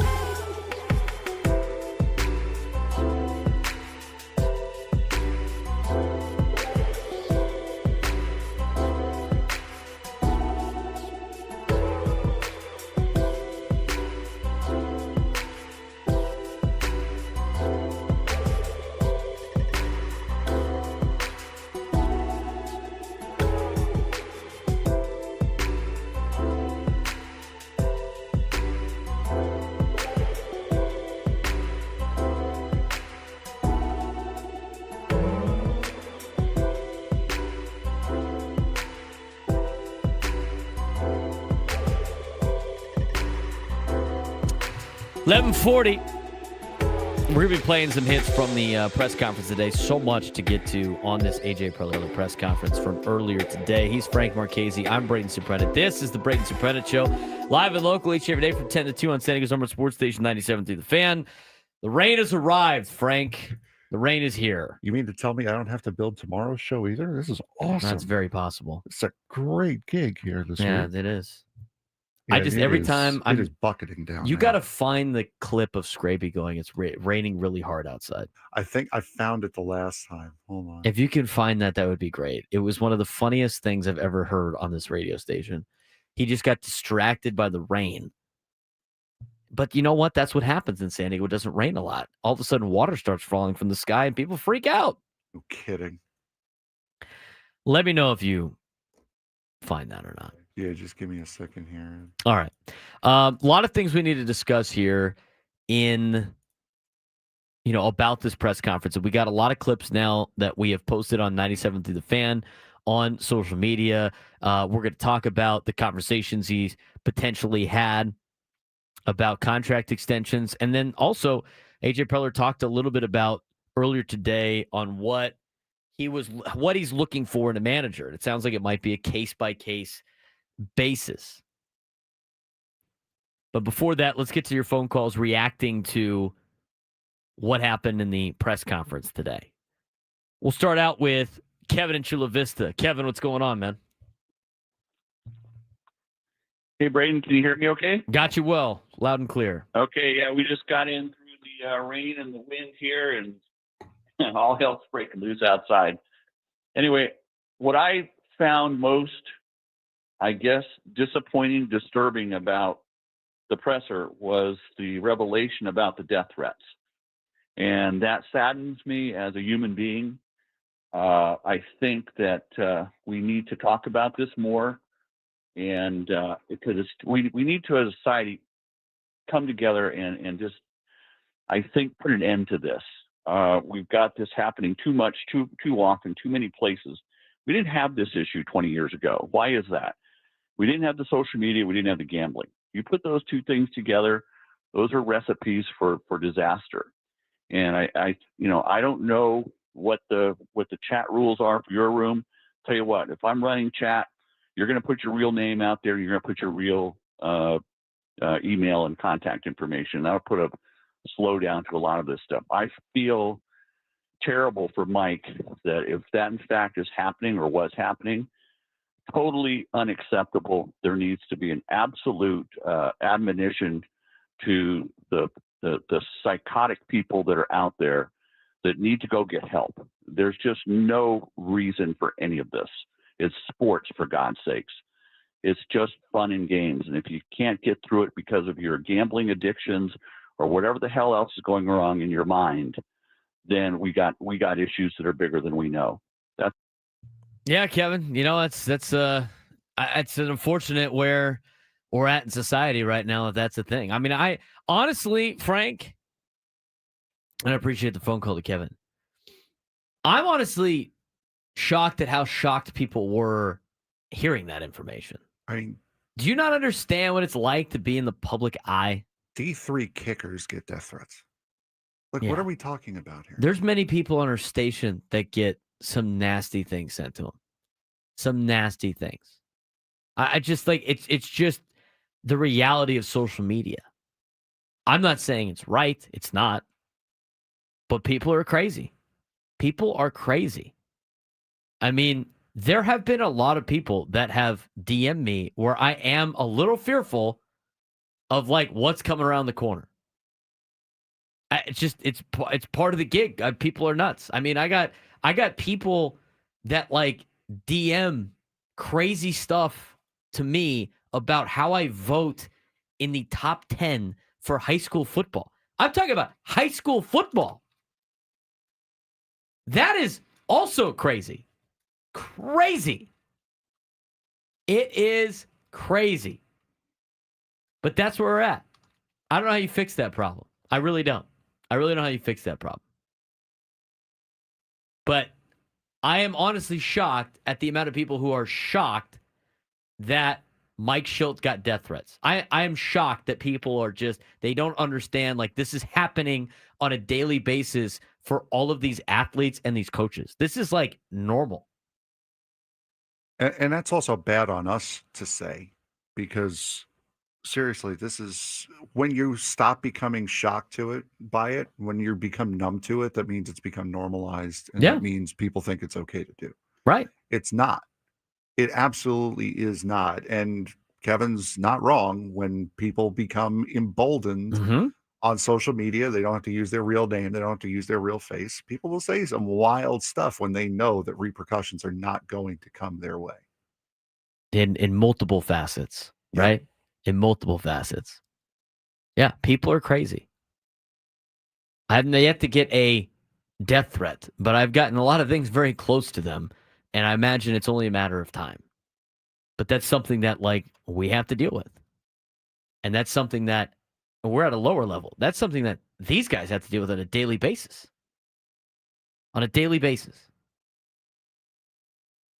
It's I don't want to say it's not important. It is important. It's crazy. I mean, it's crazy. But I don't know how you fix that problem unless you just, like, shut down social media. Because there's got to be bad eggs that ruin a lot of different things. It's a good question. How do we know your real name's Frank? I know who that is. That's even better. And I know that he knows me. So 833-288-0973. 833-288-0973. Sean in San Diego, you're on the Braden Surprenant Show. What's going on, Sean? Hey, Braden. What do we got today? Obviously, I guess I got two comments. Number one, obviously that's shocking. I think especially shocking for San Diego, although, you know, as you said, it's that time. Can you imagine the managers in New York and the managers in Philadelphia and what they're getting? That's got to be 10 to 100 times what our head of staff gets. Yeah. It's just got to be, I mean, their fans are much, much more. Oh, even Dodgers. Can you imagine the Dodgers? Anyway, that was just part of it. But the other thing, I guess, and this goes back to when Mike first came to work. AJ is very good at one aspect of his job. I think we all know that he meddled a lot in the last three managers. And as much as Schilt says, no, I get along with AJ fine, I would be fascinated to find out how much the stress between AJ and the front office, and AJ always wanting his 2 cents in there, may have played a little bit in that, this is just creating an environment that's tougher to work in. And I really think AJ wants to be the manager someday. I think he thinks he can put a team together and he's the best man to run it. And I would not be shocked to see him try it for a year, although if he screws it up, he's destroyed his entire career. So he's very good at one aspect of what he does, but I think he doesn't always know when to maybe back off and let someone else do what they're supposed to do. I think it's a fair call, Sean. I mean, we've heard a lot of different things about how he's not easy to work with. I think obviously the people that worked with him for a long time find it different. I think it's a unique way. It's not for everybody. Like, there's a lot of people out there that I can't work with. There's a lot of people out there I can work with. There's a lot of people out there that can't work with me and vice versa. I mean, there's a lot of oil and vinegar when it comes to work relationships. But I just, from what Mike Schilt has said, I don't think you could really, I mean, you asked the question because the last couple of guys leaving after 2 years for relatively the same thing, the question pops in your mind. But you got to go with what they told you. I mean, they don't think that. I mean, based on what we were told about how Mike Schilt viewed a lot of things in the fans with the fans and the media and just being a manager in general, I think you could say he needed a break. But it's definitely a fair question when you start seeing a lot of the signs of, like, well, this is the second time this has happened now. I don't think it's be the case. I think it's more of a coincidence, but it's still a fair question to ask. Brad and Escondido, you're on the Braden Surprenant Show. What's going on, Brad? Braden, how you doing, man? I'm doing well. What's going on? Good. Hey, I missed the presser, sorry, but Ruben Niebla, Is he a serious candidate for that? And then you move Skip in and maybe Loretta as the bench coach? He didn't really specify too much on like specific names, which you knew was going to be the case with AJ Preller. I would imagine he is probably an internal candidate to look at. When listed in the Dennis Lynn article today in The Athletic, it said Ruben Niebla, highly respected internally, strong rapport with the pitchers, is a potential replacement for this job, as well as AJ Ellis and Scott Service and Phil Nevin, some other potential internal and external candidates for the Padres. They mentioned Ryan Flaherty, who was part of the organization. The only thing that was not mentioned, and again, none of these names were mentioned in the press conference, but that was mentioned in Dennis Lynn's article. The only one that was said not expected to be a serious candidate, despite fan nostalgia, is Bruce Bochy. I think we could put the Bruce Bochy thing to bed. We told you yesterday, but I think we could put that thing to bed. Scott and Tirasana on the Braden Surprenant Show. What's going on, Scott? You know, I tell you, it's really a shame what's going on with this world. I'm a firm believer that the internet is going to be the downfall of this world with these fools and these mental midgets out there hiding behind their little obscure whatever they are and making these threats. It's just disgusting. You know, like Kevin said, put your name out there, be a man. You know, I have to tell you, Braden, it's the thing that I thought about after hearing Mike Schultz step down is if he goes out and gets another job this year, then it's a huge indictment on AJ Preller because he's losing managers right and left. And obviously a couple of them needed to go, but I'm gonna keep an eye on it because if he resurfaces in the next year, I think it's because him and AJ or there's some problem with AJ and the managers in this ball club. Something is wrong. You shouldn't just be losing managers like this. They know what they're getting into. He's been in baseball a long time, and maybe at 54, whatever he is, 55, he is tired. But I think Braden, if he goes out and gets another job this year, that's a huge indictment on AJ Preller. Nobody wants to work for him. I think it's a good point, Scott, if that happens this particular offseason, right? If he goes and flips and immediately starts working for another organization this offseason, that's a serious red flag. Don Mattingly. Exactly. Frank brought up Don Mattingly yesterday. That is a serious red flag.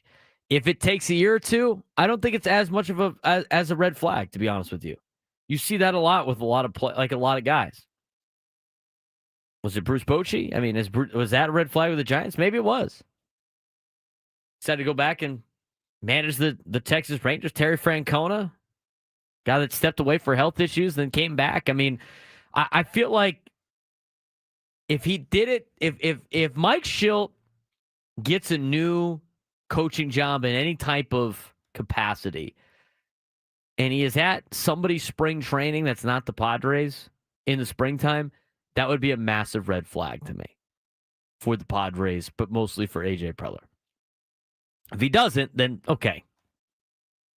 I think I think it's fair for him to take years off. I mean, I see that all the time with coaches at other levels. They need a year off. Sometimes you get burnt out. And I know it's different at the high school level. I mean, I've seen my dad do that 3 times. Needs a break. Sometimes you need a break. It's a lot of time and effort and everything like that in the job. It's a high stress, taxing job.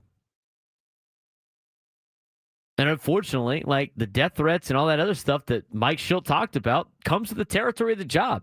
I'm not saying it's right or justified because it's not, but people are crazy and do crazy things. That's part of the deal. So it'll be interesting to see what Mike Schilt does the next handful of years here. I mean, if he stays retired, I mean, good on him. He's got a beach house in North Carolina, spend some time with his family, everything like that. What is AJ Preller looking for in a new manager? We'll go back and talk about it in the noon lunchtime hour. He's Frank Marchese. I'm Braden Surprenant, getting ready for hour 3 on the Braden Surprenant Show, San Diego's number sports station, 97 to the Fan.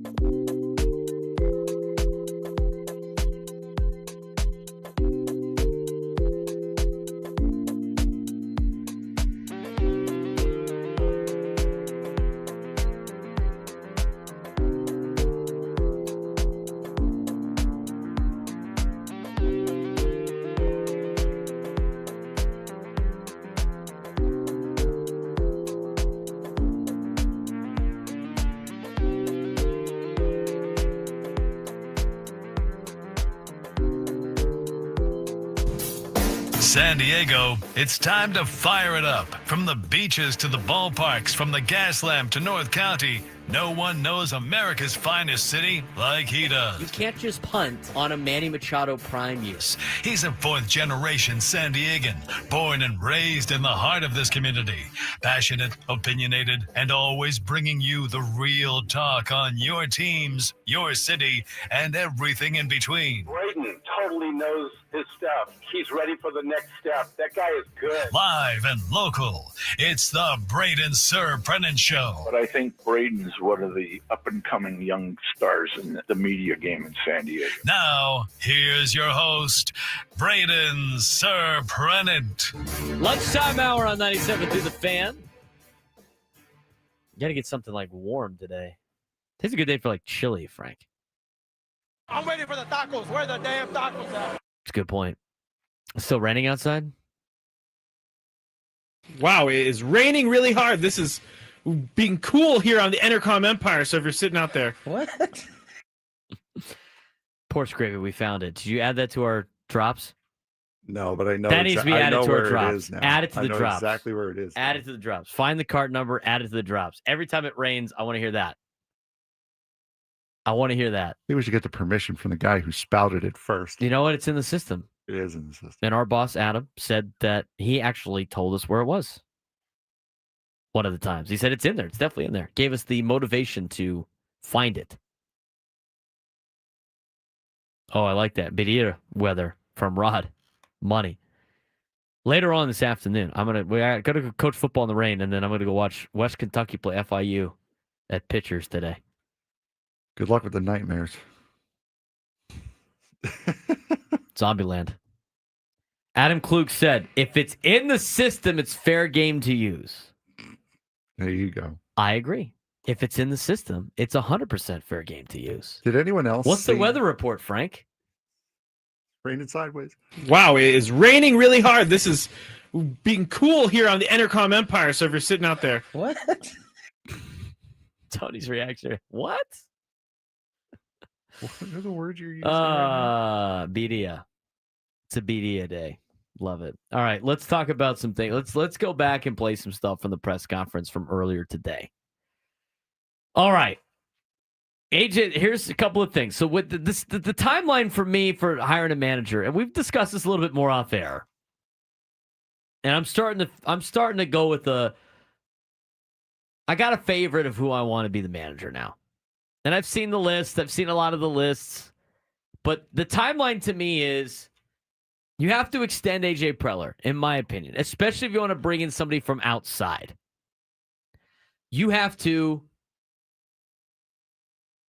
extend AJ Preller. That is number one. After that, then you can bring in your manager. And you got to make sure your coaching staff is set, and then you can focus on off-season moves. That's kind of the plan. So, Dennis Lin asked at the press conference today if he has had AJ Preller, if AJ Preller has had conversations with Padres ownership about a contract extension and if he expects to be here beyond 2026. Here's what AJ Preller had to say.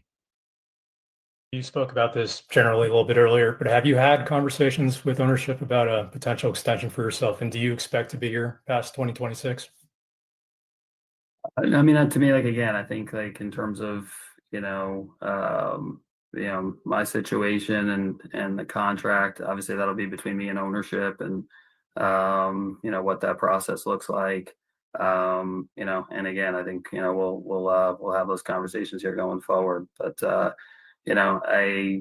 think from, myself and the rest of the baseball ops group, a lot of confidence and faith in like our roster, what we're trying to do, what we're trying to build. And that's going to be a big emphasis and focus here over the course of the next few months from our end, is putting a championship team on the field for next year and the future.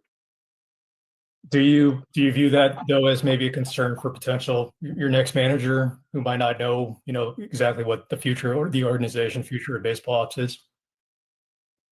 I mean, I think it's a really attractive job. I mean, I think it's obviously we, play in a beautiful ballpark. We've gets, everybody talks about the atmosphere has been created by the fans of San Diego. You get 3.5 million fans coming to the ballpark, year in, year out. It's as good an atmosphere as there is in the game. I think it's like I mentioned, it's a great organization. We produce players, we put talented rosters on the field. We go to the playoffs. I think it's the challenge of winning a World Series in a city that hasn't done it before. And we have some phenomenal players and staff. So it's I can only tell you, like, just in the last few hours, you get a lot of people reaching out. I think I think from my eyes, it's an attractive position and job, and I can tell from the interest that's been coming in and then some of the conversations that have happened here in the last few hours, like it's viewed that way in the baseball community. That's AJ Preller talking a little bit about his status with the team, as well as, is that a deterrent if he doesn't have a contract extension for a potential candidate to come in and be the manager of the San Diego Padres? He goes on to say, we'll see how fast Frank is on Twitter here.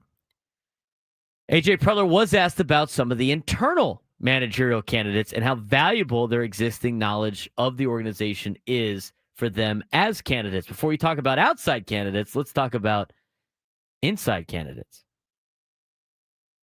We have some strong internal candidates, and I think that'll be one thing that they bring to the table, is the knowledge of, the organization, but it's definitely our roster, our players, our people. So I think there's a lot of positives to that. But I'm also anxious to get a sense from some people from outside the organization, to get a feel, like, with a fresh perspective and what that looks like, and their take from outside. So again, I don't think it has to be this way. It's this is going to be a must, for us as we go down this, as we start the process, at least maybe as we get into it, something that really starts to pull on us, that this is super important. But we're going to talk to, again, like I mentioned, we have others that are being asked about in other spots in the league, that are internal candidates right now. So we have a strong group that we're going to talk to that have had those experiences, and then we'll also do our best to talk to people that are outside the organization and get maybe a different perspective there. AJ Preller during his press conference earlier today. Full thing is on YouTube on our channel at B_SURP on YouTube, or at 97 to the Fan SD on YouTube as well. So that's the internal candidates. In terms of what traits AJ Preller is looking for in a manager, here's what AJ had to say. Yeah, I think starting with, just baseball knowledge and content. I mean, I think, like, somebody that obviously, like, knows the game very, very well, is always part of it. I think somebody that can, relate to people and players, and, has the ability to be honest with players, but, understands that, the way to deliver messages may be different for different guys.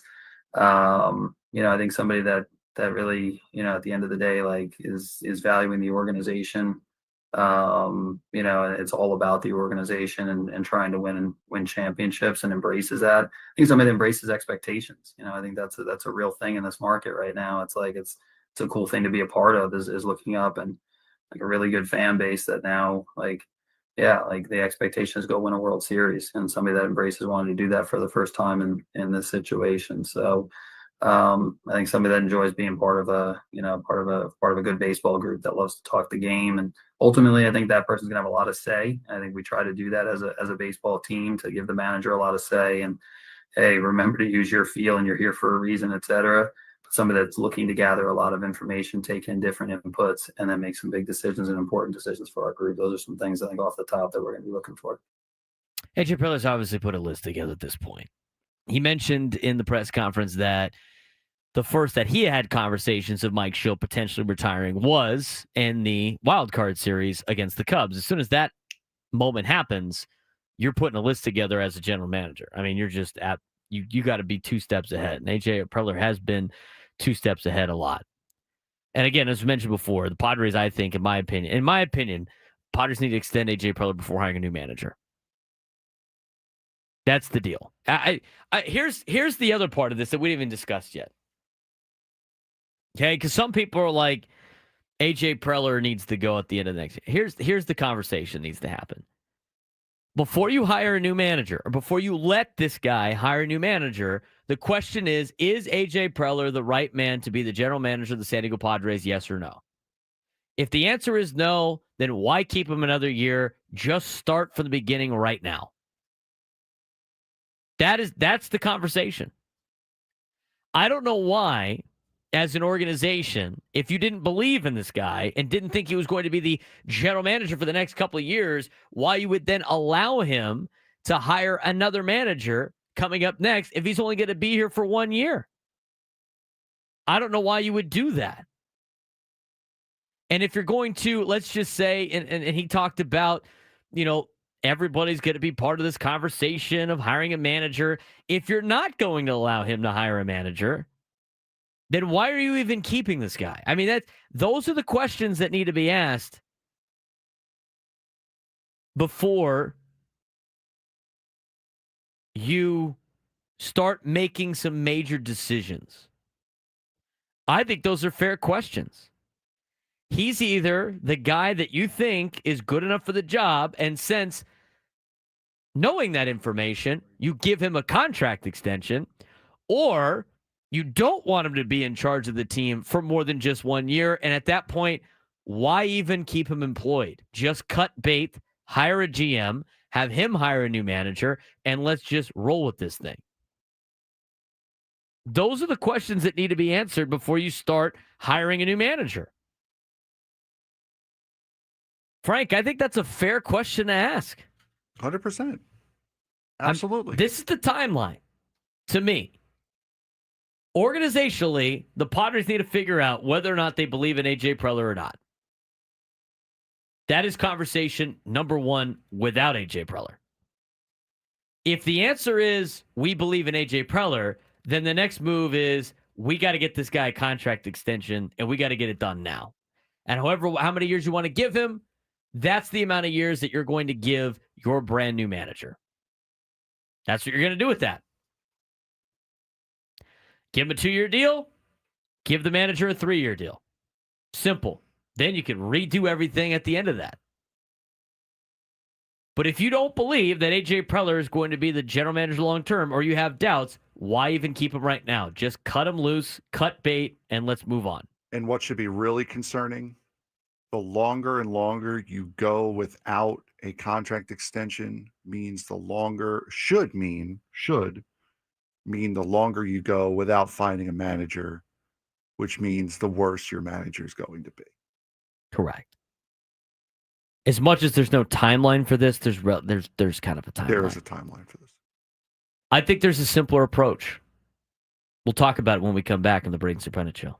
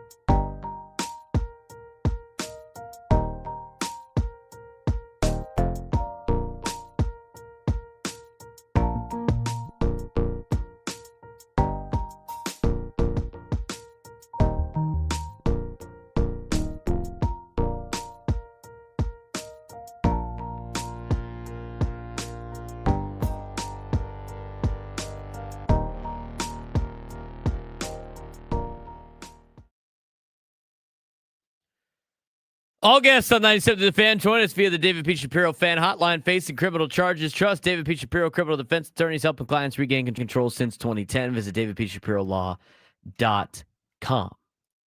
He's Frank Marchese. I'm Braden Surprenant. This is the Braden Surprenant Show. We are live. We are local each and every day from 10 to 2 on San Diego's number one sports station, 97 through the Fan.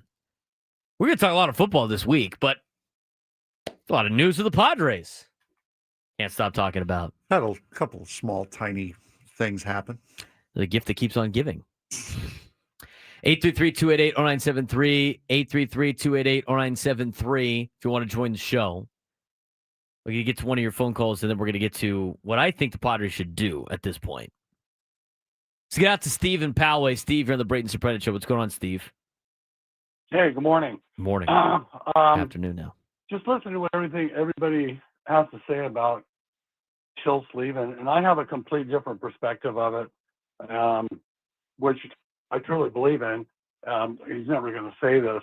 I think he's been with the organization for 4 years. He's seen these same players for 4 years. We're tied down to most of them. I really believe that he's at a point.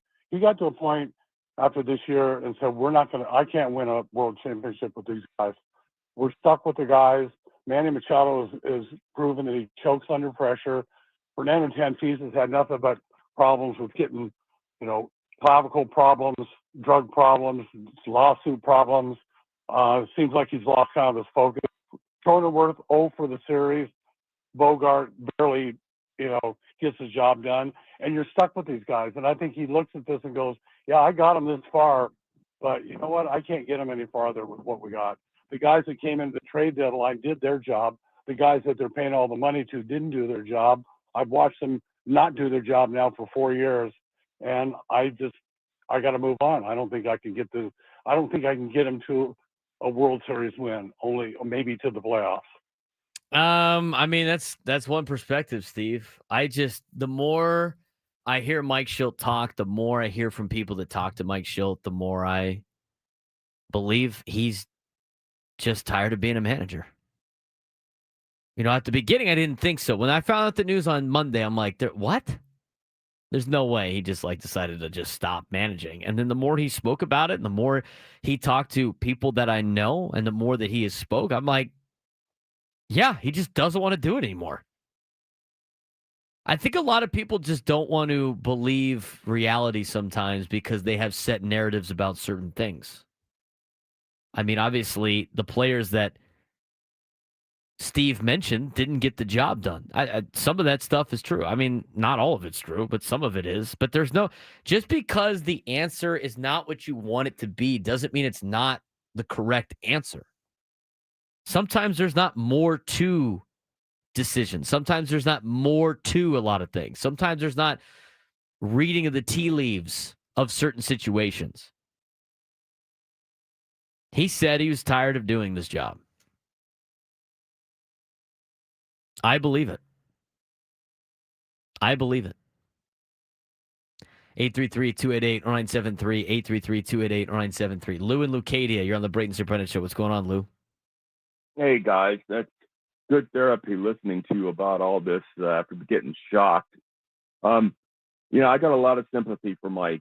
I was a Radio Shack manager for 17 years back in the day, and it was a 6-day-a-week, 10-hour day job.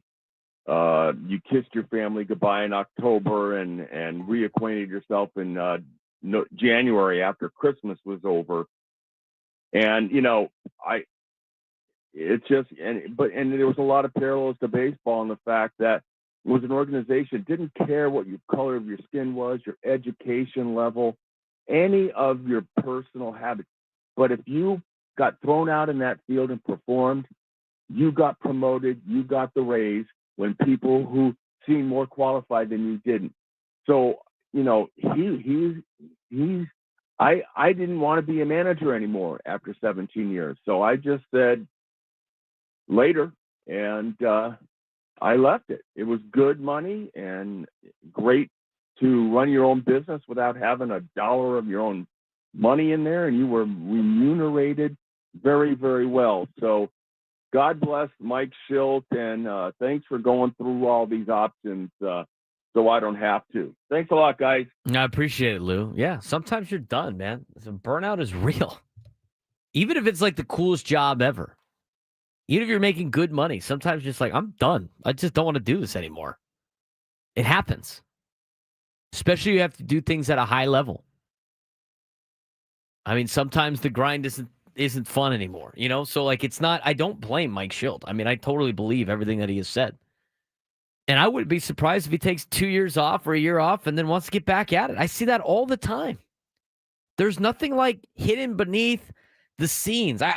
Frank, I feel like a lot of people want to have their narratives proven, so they're trying to, make the reality into something that's not, to try to prove like, hey, see, look, I'm right about this and that.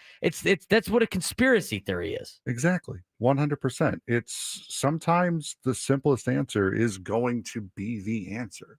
And sometimes the answer that is being put out there is it's just the answer. No matter how badly you want or you're trying to connect dots to make it seem like it's something else, sometimes it's just the answer. People can tell the truth.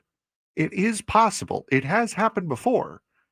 It is okay for that to just be the reason. Just because it's not exciting, just because it doesn't make a talking point work, doesn't mean that it's not right.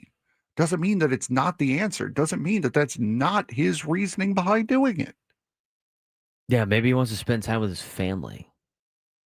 I mean, he probably didn't see his family at all during the regular season. What kind of loser would want to do that? I know. I mean, but seriously, like, it's not always a puzzle. It's not always a puzzle. There's not always like more meaning. I feel like it's everybody's trying to break down their, like it's English class in high school. It's like, well, what did this actually mean in Catcher of the Rye? I don't know. What did this actually mean in the Streetcar Named Desire? Critical thinking is good. It is good, but sometimes it's not necessary. Sometimes. Right. Sometimes. He got to a point where it wasn't worth it anymore. And he turned out, and here's the other thing too, like to anybody that he was like forced out, why would he like do something for the Padres organization and leaving $2 million on the table? Why would you do that? Why would you like give in to somebody trying to force you out that's going to cost you $2 million? It's just, not everything is a conspiracy. He doesn't want to do it anymore. That's okay with me. And now it opens up an opportunity for somebody else. 833-288-0973, 833-288-0973. Martin and Santee, you're on the Braden Surprenant Show. What's going on, Martin? Gentlemen, good afternoon. And Frank, you just hit it right on the head there. Mike Schilt, I don't know anybody that's ever called him a liar. And, evasive in his press conferences and not always giving all the answers. Sure, that's okay. It's manager speak. You guys dig through it. You clarify it for us. You get us there. But I don't see him as a liar. I totally believe and back you up, Braden and Frank, completely with this.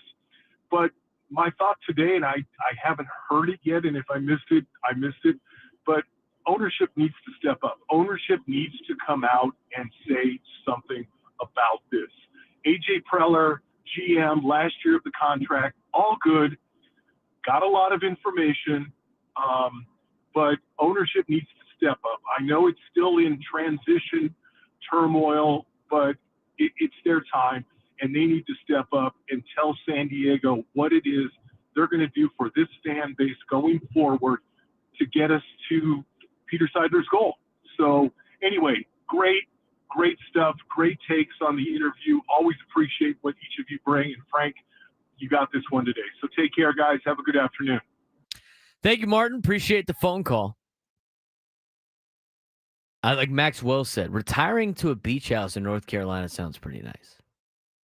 If you had enough money right now working the job, even if it was a job you love, that you could just retire at a beach house that you own and not have to work again, wouldn't you do that? Maybe it's a conspiracy theory because you're jealous you can't do it. Yeah, maybe that's the case. Maybe that's a thing. Maybe you really want to do that job, but I mean, Mike Schilt doesn't have to work anymore. He can literally just be a dad. or a family man or whatever. He could do whatever he wants. He could go play golf every single day in North Carolina and live at the beach. That sounds pretty awesome. Yep. If I got paid enough money where I could live in Del Mar and just watch football all day and then like coach high school football on the side, I'd probably say yes to that. And I love this job. And I love everything I do. I love my 4 jobs that I have here in San Diego. I love them all. But like, when you have the ability to not have to go through the grind of the stress unless you like it, to do something that you love doing, it doesn't make it makes a lot of sense to me. All right. Based on, and I've given this a lot of thought now. Based on what has happened the last time the Padres hired a manager, which was Mike Schilt, and based on where this organization is at, and based on how everything is playing out in terms of what is expected of this organization, I think there's only one name for the job. I'd hire this man tomorrow. And we'll tell you about it when we come back on the Braden Surprenant Show, San Diego's #1 sports station, 97.3 The Fan.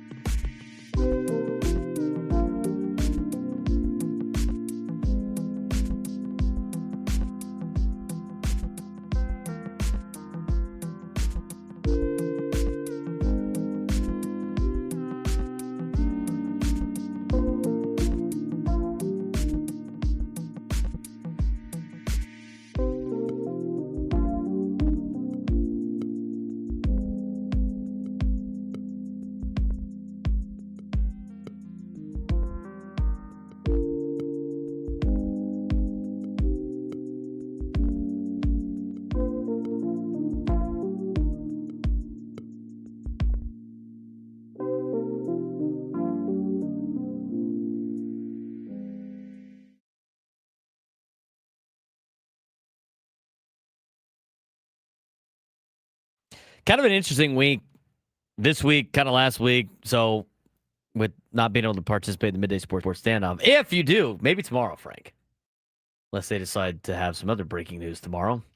If you could take me down at sports trivia, you could be qualified for a chance to win our grand prize, a trip to see Jerry Seinfeld in Las Vegas, including 2 tickets to the show on April 17th at the Coliseum at Caesars Palace, a 2-night stay at the Flamingo Hotel and Casino, and a $100 gas card. Jerry Seinfeld returns to the Coliseum at Caesars Palace on April 17th and 18th.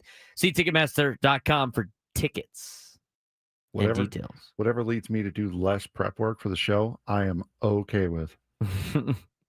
There's a lot of stuff we haven't even gotten to yet. Aztec football has been great, and we haven't even been able to talk about Aztec football. Where's Sean Lewis? Sean, how's Aztec football doing? How about them Aztecs? Thank you, Sean. Appreciate it.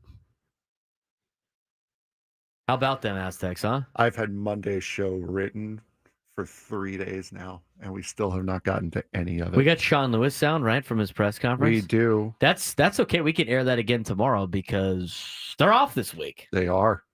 Aztecs going to beat the bye week. And then we could say again next week. Sean, how about them Aztecs? How about them Aztecs? That's right, Sean.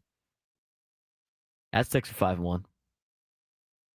It's not crazy to say that they could potentially be in the playoff, by the way. No, it's not. And we'll get into more of that tomorrow. It was crazy after the Washington State game. It's not as crazy anymore. Okay. Here's what I would do if I was the San Diego Padres. You're right. Go Aztecs. They cannot lose this week. Can't win either, though. You know what? They can win. They could have a great practice on Tuesday. Just ask Sonny Dykes and the Frogs, who have great Tuesday practices every time they lose.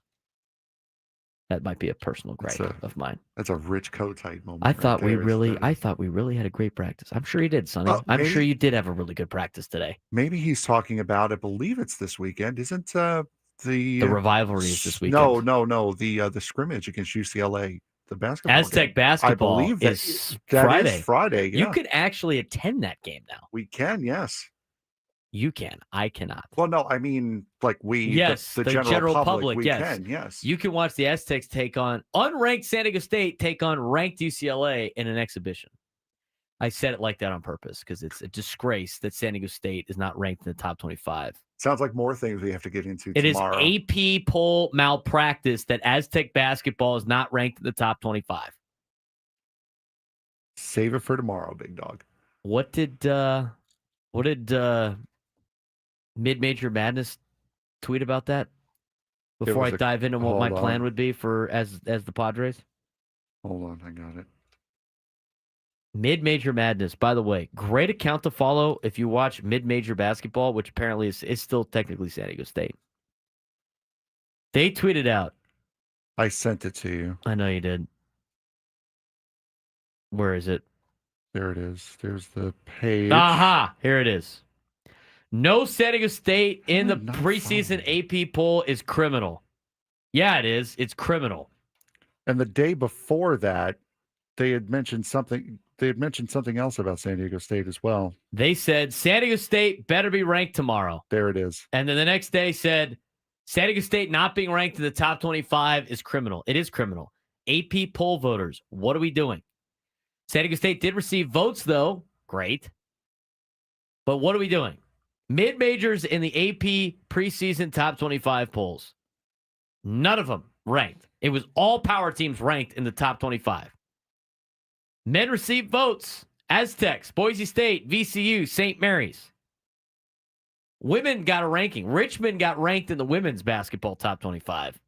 Princeton, South Dakota State, and Columbia in women's basketball received votes. All right. That's our gripe with the BS that is mid-major teams not getting ranked in the top 25. All right, let's talk about tomorrow. Okay. Let's talk about what I would do if I was running the Padres. Here's what I would do, okay? Let me ask the question first, and I think some people might understand what I'm saying here in a second. What did the Padres do when Bob Melvin decided to leave to take the Giants job? What did the Padres decide to do? Hire within. They hired within. What did they keep? If I had to look up, I could probably look it up on Baseball Reference.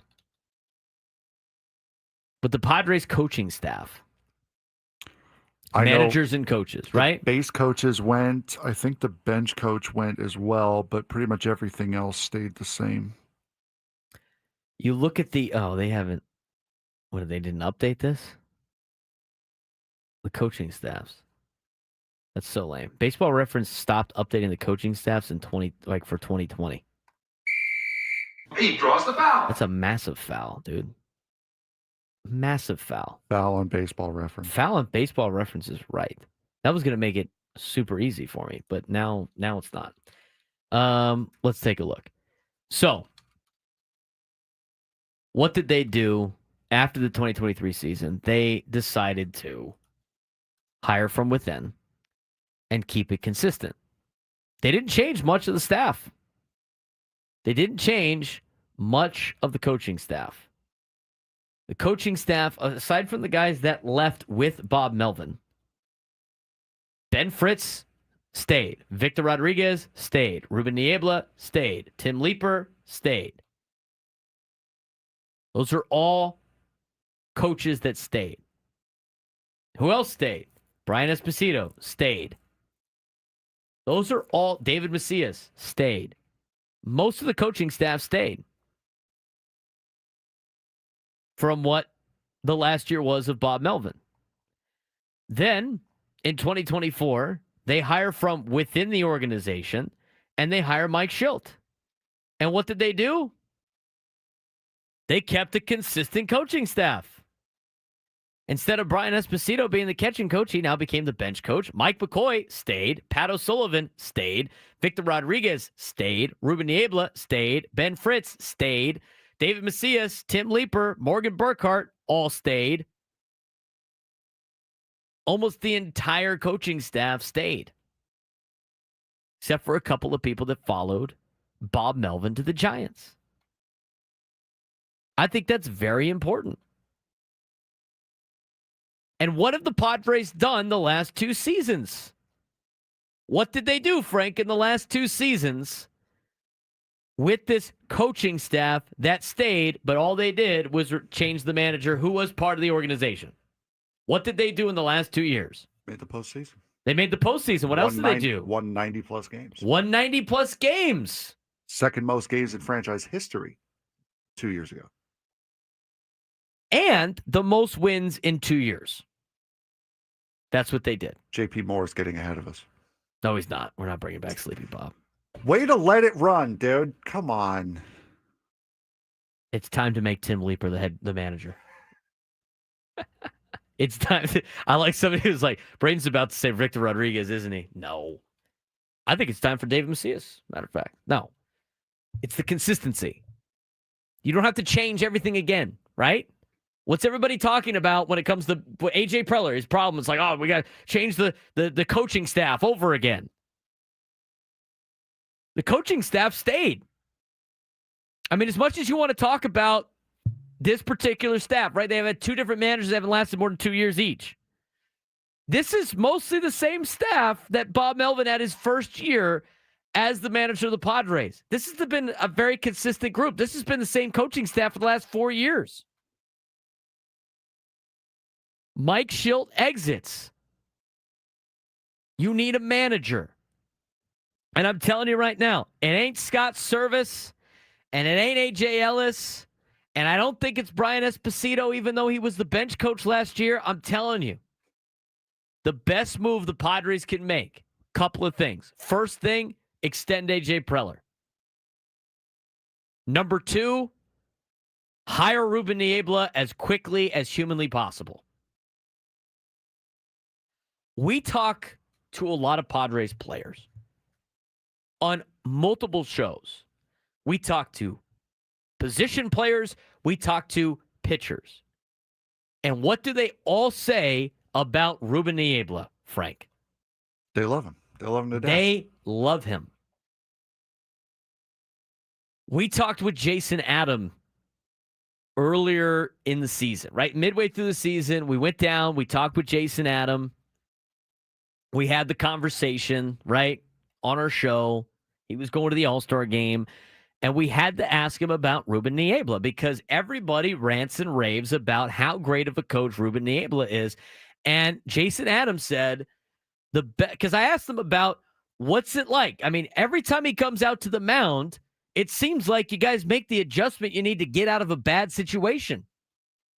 And when he goes out there, Jason Adams said, like, he brings this calming presence that gets you to lock in to what you need to do. Here's the thing: if you if you sign Ruben Niebla to be the manager, it's not going to cost you a lot of money. You can keep most of your organization intact, most of the coaching staff intact. I would imagine most of these guys would like to come back. You can now promote Ben Fritz to be the bull. I mean, they've talked about how great the pitching staff has been with Ruben Niebla. They've talked about how great Ben Fritz has been in the bullpen. Here's what you do. Ruben Niebla becomes the manager. Ben Fritz becomes the pitching coach. You got to go find a bullpen coach. I don't know what you're going to do with Yu Darvish. Hey. Guess who wasn't mentioned by A.J. Preller today when he talked about the starting rotation? Guess who he didn't say? A.J. Preller is very tactical with what he says. He's very cautious about what he says. He picks and chooses his words wisely. He did not mention Yu Darvish as part of the rotation. He talked about Dylan Cease potentially leaving. He talked about Michael King potentially leaving. He talked about Joe Musgrove being a nice little boost back to the rotation. He talked about Nick Pivetta. Didn't talk about Yu Darvish. Didn't talk about him at all. That is who you hire to be the manager. You hire Ruben Niebla. And for everybody that says like he doesn't want to manage a team, that's interesting because I'm telling you right now, he's going to get interviews for a managerial job. And it'll be interesting to see if he decides to take a managerial job somewhere else. That would really prove against the whole conversation of he doesn't want to be a manager.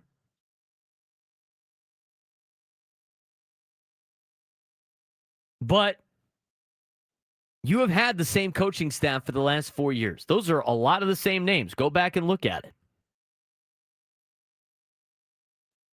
Keep that group intact, most of them. Make Ruben Niebla the manager. Promote Ben Fritz to pitching coach. Go find yourself, there's going to be a couple of guys that probably leave that might get a better opportunity somewhere else. Let Ruben Niebla hire his staff. And now you don't change anything when it comes to the culture of the team. In football, a coach is about scheme and X's and O's. You want a head coach that can scheme well, prepare well, be the motivator that's needed on any NFL Sunday or any college football Saturday. In baseball, it's all about culture. And the thing is you don't want to put this team through another major change of guys trying to figure out like whether or not they fit this culture, if they like this coach, if they could trust this coach, anything like that. Keep it the same. You're not trying to change the culture. I think the culture has been changing in a positive direction the last couple of years. You are now facilitating to the guys that are under contract for the next 5, 6, 7, 8 years. Promote Ruben Niebla to be the manager.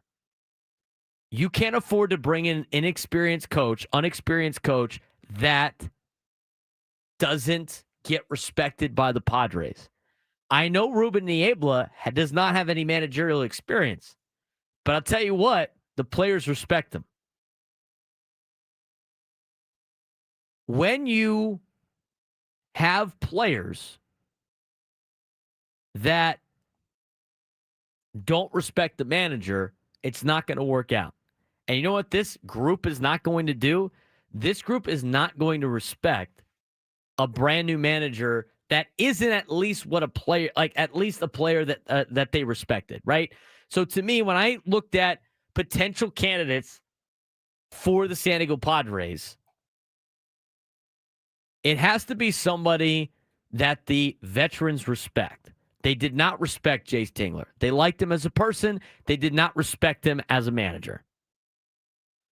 The only type of managerial inexperience.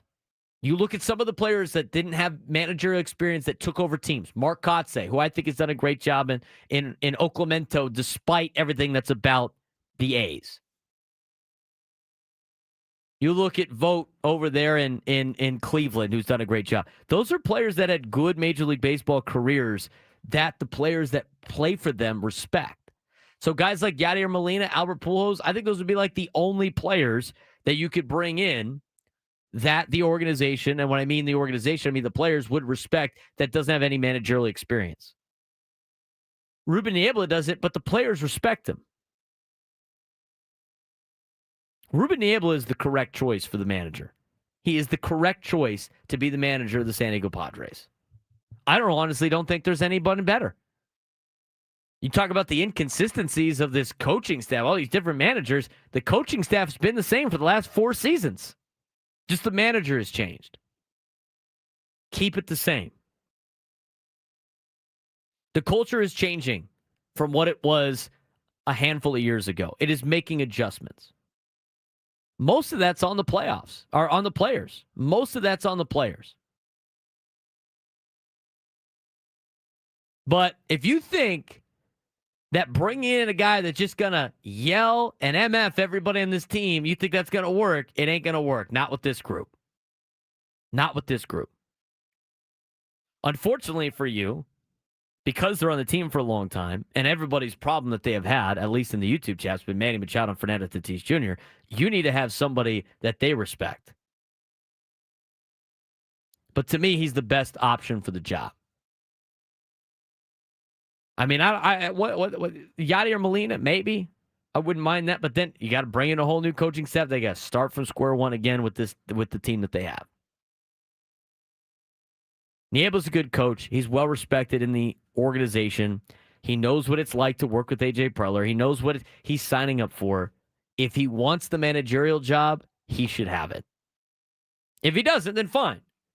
If you're if you think it's worth risking him being the pitching coach and having to go somewhere else, fine. That's fine too. But I don't want to hear anything about Bruce Bochy coming in here. I don't want to hear anything about like Albert Pujols, right? I mean, has he ever managed before? Who knows? Again, you'd have to buy him out. That'd be expensive. The cheap way and the best way is Ruben Niebla. That, to me, is the best choice to be the manager of the San Diego Padres. I'm telling you, this is not a group of players that has responded well to guys that haven't managed before that they didn't already know. This is not a group of players that, to me, can handle guys really being on their ass. I mean, even with Mike Shildt, even though I thought Mike Shildt did a good job getting these guys to play hard. But at the same time, he was protecting them a lot in the media. Ruben Niebla's the best choice. If you think you're going to get somebody in here that's just going to start yelling at people and it's going to change anything, I'm sorry. I'm sorry. That's just not going to work with this group. It's just not. There's some players that do not respond well to that. And I can think of 2 that are getting paid a lot of money that are on this team, that are going to be on this team for a long time, that will never respond well to that. I'm just saying how it is. You have to you have to really cater to the 2 highest paid players on this team. And Manny Machado and Fernando Tatis Jr. You need to get those guys right. Because I think the way Jackson Merrill plays at his young age, I don't think it really matters what manager he has. That guy's going to go out and ball. I think Xander Bogaerts is going to go out there and ball. I don't think some of these guys are going to light the fire under them that you think they're going to do. Ruben Niebla, to me, is the best choice. What do you think? 833-288-0973, 0973. Braden Surprenant Show, final segment for Gwynn and Chris. Setting Summer Sports Station, 97 to the Fan.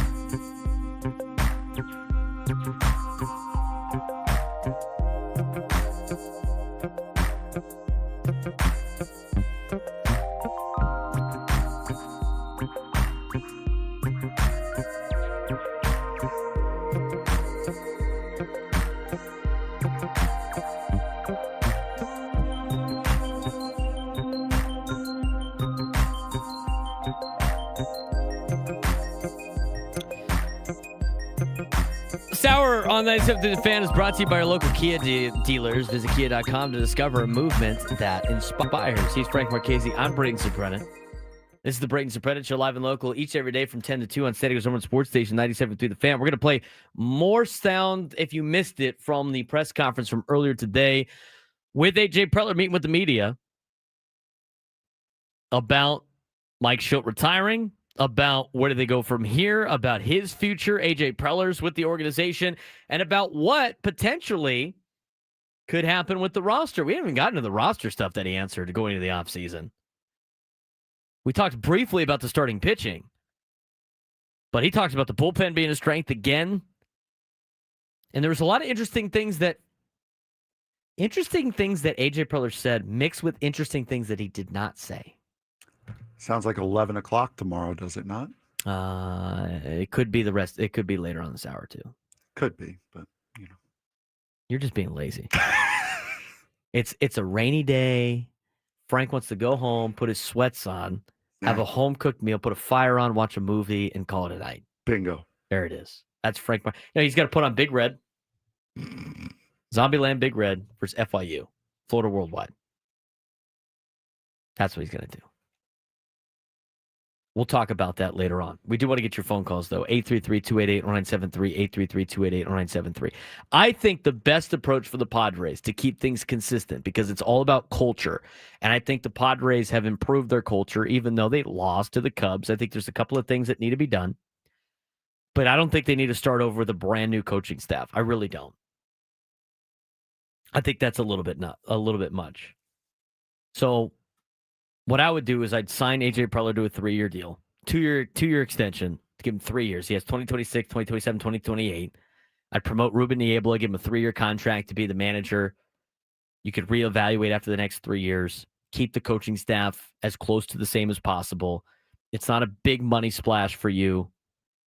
And then go out and add the pieces that you need in the starting pitching department, a power bat or two, and see what you got for 2026. That's what I would do. A lot of people for Ruben Niebla, a lot of people against Ruben Niebla. A lot of people think they could bring in a manager and keep Ruben Niebla. There's no guarantee that happens, by the way. We've said it before. I will continue to say it. If you bring in a new manager, he's going to want to bring in his own staff. And even though Ruben Niebla is really good, maybe he doesn't want to be a pitching coach. Maybe he does want to be a manager. It's going to be tough, I think, for him to turn down other managerial jobs. Just because Darren Balsley stayed through a couple of regimes as a pitching coach and Ruben Niebla has now done it, doesn't mean that's always going to be the case.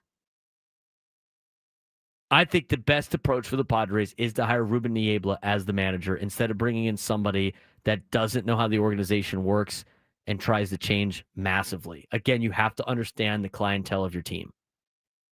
And I don't think guys like Manny Machado or Fernando Tatis Jr. handle change well. And I also don't think you need to really change everything that they do again for the amount of times that it's already happened since they became Padres in 2019. We talked about the general manager deal. I said, give me some names if you think somebody's going to be better. A lot of people said Theo Epstein. Theo Epstein doesn't want to be a general manager anymore. Good luck. Saw some Kim Ng conversations as well. But who knows if she rearranges the entire organization. I mean, you don't know what you don't know. Sometimes the devil's in the details. And sometimes the grass isn't always greener on the other side. Before you start making some of these moves. But Frank, I didn't get your reaction. I mean, what would you, that was what I would do. What would Frank Marchese do?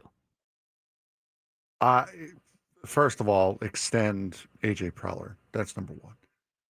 Number two is it depends on, for me, it depends on whether or not you believe Ruben Niebla is going to leave. If he wants a manager spot and if he's intent on leaving, then I give him the job. I say it's yours. If you want it, don't need to interview you. We've known you for this long. Have fun. Do what you got to do. It's a lot easier to find a pitching coach than it is to find a manager as far as number of people out there. If he's content to stay, I would say I would look at one of the guys I mentioned yesterday was Davey Martinez, a guy who does know how to handle superstar players on his roster, problematic superstar players on his roster, and has won a World Series before. I would think a guy like Davey Martinez would be a good fit here. And you could say, oh, well, his teams were awful. Right, his teams were awful. It's not his fault. Washington Nationals are one of those perennial rebuilding teams. It's like the Marlins. You get lucky if you get a good batch of young players that come up at the right time, all at the same time. There you go. You win. That's how you win 2 World Series. For the Washington Nationals, it was the same thing. They had a bunch of good young players all come up under contract at the same time. That's how they won it. I think Davey Martinez would be a guy I would look at, again, if you do not believe that Ruben Niebla will leave. If you believe he will leave, Niebla's your guy. I think a lot of people are just like, we need a guy that's going to yell and scream and hold these guys accountable. You know what? That doesn't work anymore in this day and age of athletics. It doesn't. It does not. Because you're talking about a generation of athletes that have always been told they're the greatest thing to ever live. They're not going to respond well to that particular coach. Some guys do, but not all of them. And the Padres don't have a lot of guys that respond well to that. And the reality is, the more players coming up through the ranks also do not respond well to that, especially baseball players. Mm-hmm. Especially baseball players. So if your old school approach of like, we need somebody to yell and scream, it ain't going to work. It ain't going to work. 833-288-0973, 833-288-0973. And I think a lot of people are in this territory right now that we can't hire Ruben Niebla as a manager. He's never done it before, and he needs to be our pitching coach. There's no guarantee that he stays to be the pitching coach. That doesn't matter. That doesn't matter. He knows the organization. He knows the team. When talking about inexperienced managers, we're talking about guys that have never done that before and are also brand new to the org, where they have to win over the players that they know what they're talking about. If you're going for a first-time manager, you're either a god-awful team that has no hope of winning at all, see Andy Green, see Jace Tingler, or you're a guy who has been in the organization. That's the first-time manager you're okay with. Is a guy who has been there, knows the guys, knows what they need, knows what makes them tick. That's the first-time manager that is okay. That's the one you want. Yeah. If you're going to get one, that's the one you want. People are like, what about Ozzie Guillen? He is not going to be allowed to manage anymore in this day and age of baseball. No. Nobody responds well to that. This generation does not respond well to that. He's barely hanging on as a television panelist for the White Sox. Yeah, and then Ferris Khan in the chat said, that's on the GM. Those players don't exist, dude. That's like very few and far between those players that are just like gung-ho, rah-rah guys. Yep. They just don't. They just don't really exist. Jackson Merrill doesn't come around too often as far as just a guy who wants to play the game. And as far as a guy who will do anything to play the game at a high level, Cam Scatterbo does not come around all that often either. A guy who will run through the wall for recreation. That's why when he signed that contract extension, Jackson Merrill is such a breath of fresh air. Exactly. Because there's no guarantee. That's just, you don't see those players anymore. Nope. I look at the high school level right now, just in San Diego. Most players playing high school football care more about their personal accolades and what they look like on social media than winning games. They really could care. They couldn't care less about winning games. That's not every high school player. We have some on our team that really want to win. We also have a lot that don't really care if they win or not. And that's at every high school. You know what's unfortunate about the players that play because they love the game and want to win? They don't get to play very long. Exactly. Because they're not as good as the players that don't really care about winning and only care about themselves. Yep. Yes. That's just, but that's the general. We have made sports such a massive business that kids don't play for the love of the game. They play because it's an opportunity to make money. Or they look good on social media. If you had to ask most kids that play high school football in San Diego, if they play because they like the game and they want to win, or if they play because they look cool on social media and it might be able to give them a scholarship. That's what they're doing. It's the scholarship to potentially make money. If it's if it's the scholarship for educational purposes, you're like, That's okay, which is never the case. okay, cool, not bad. I almost feel like sometimes I care, and I don't know, it's not about every family, but sometimes I feel like I care about my players' grades more than their parents do. Based on their actions, I can't even fathom I would prove to be right. And you know what? I'm not the only coach at other schools that think that. I've had conversations. And sometimes the coaches care more about the kids' grades than the parents do. The parents care about targets. The parents care about how many times their kid gets the ball so they can go play D1 athletics. It's Coach Carter. 100%. My argument is, if you don't have the GP, they're still not letting you in the school until they become professional. Like they don't get it. They don't get it. But that's what's happening right now at the high school ranks. That's probably what it was happening at the high school ranks 15, 20 years ago, and why you have the athlete that you have currently at the top level. But I'm not saying it's a bad thing. I'm just saying that's the reality of the situation. That's why the old school getting an Augie Garrido in there to scream at somebody ain't going to work. It just won't. And that's millennials and Gen Z. And think of it this way as well. Everyone thought it was funny, the yelling and screaming rant I went on about ESPN with their most exciting player thing, right? That was hilarious.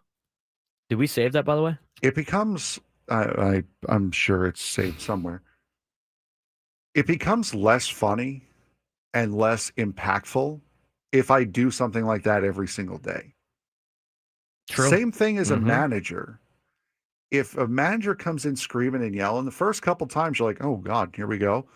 Especially if you don't get the results, that shtick wears quick. And you will lose the locker room, you will lose the clubhouse very, very quickly. Because yelling and screaming, that's a once in a while thing that works to get a point across. Can't be coming in and doing that every single day. Otherwise, it loses all of its meaning, all of its impact, all of its force. This guy in the chat, Padres over everyone in the chat says, you need your own podcast where you could do the whole segment about high school football. I used to have a high school football podcast. I'm going to tell you right now, if I had a high school football podcast, I would expose too many secrets about every team in high school football. I know way too much that's going on. People would get so upset about what I would say. But it would be like, I know that school's special rule. I know that school's special rule. I know that school's special rule. I know where CIF is screwing that up. I know all of this stuff.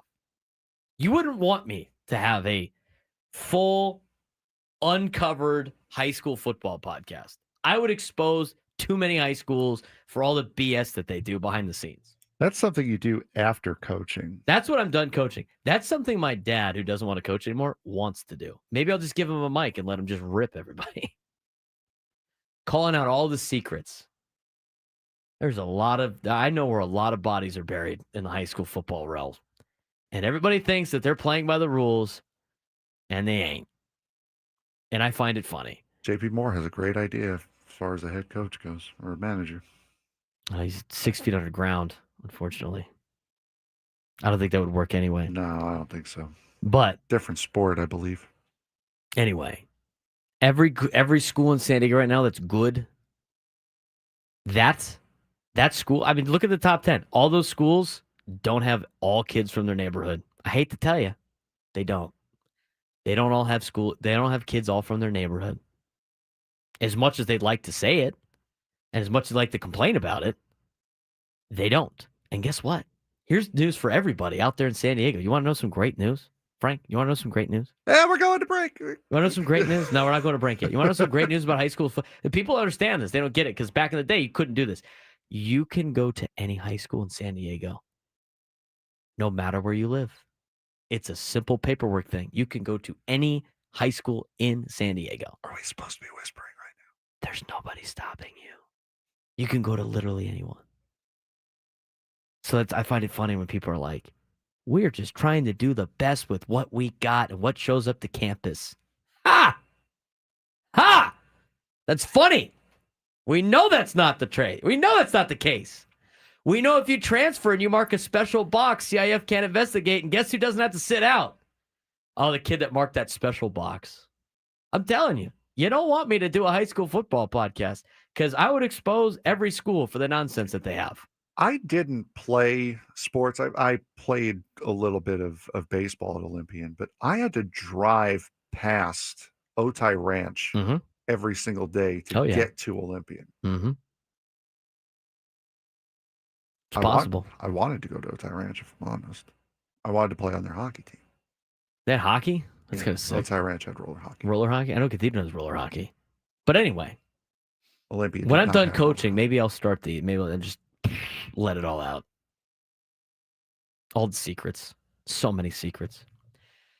Ron and LaMesa, Joseph and Santee, John and Carlsbad will get to you when we come back on the Braden Surprenant Show. Standings number one sports station, 97 through the Fan.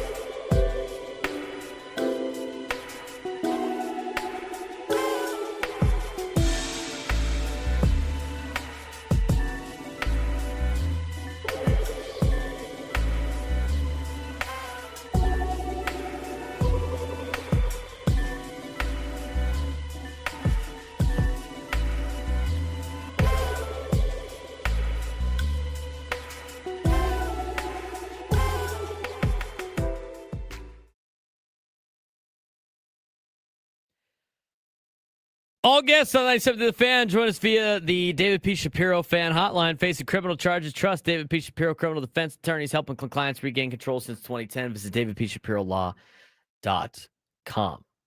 I'm Braden Surprenant. He's Frank Marchese. This is the Braden Surprenant Show, live and local each and every day from 10 to 2 on San Diego's number one sports station, 97.3 The Fan.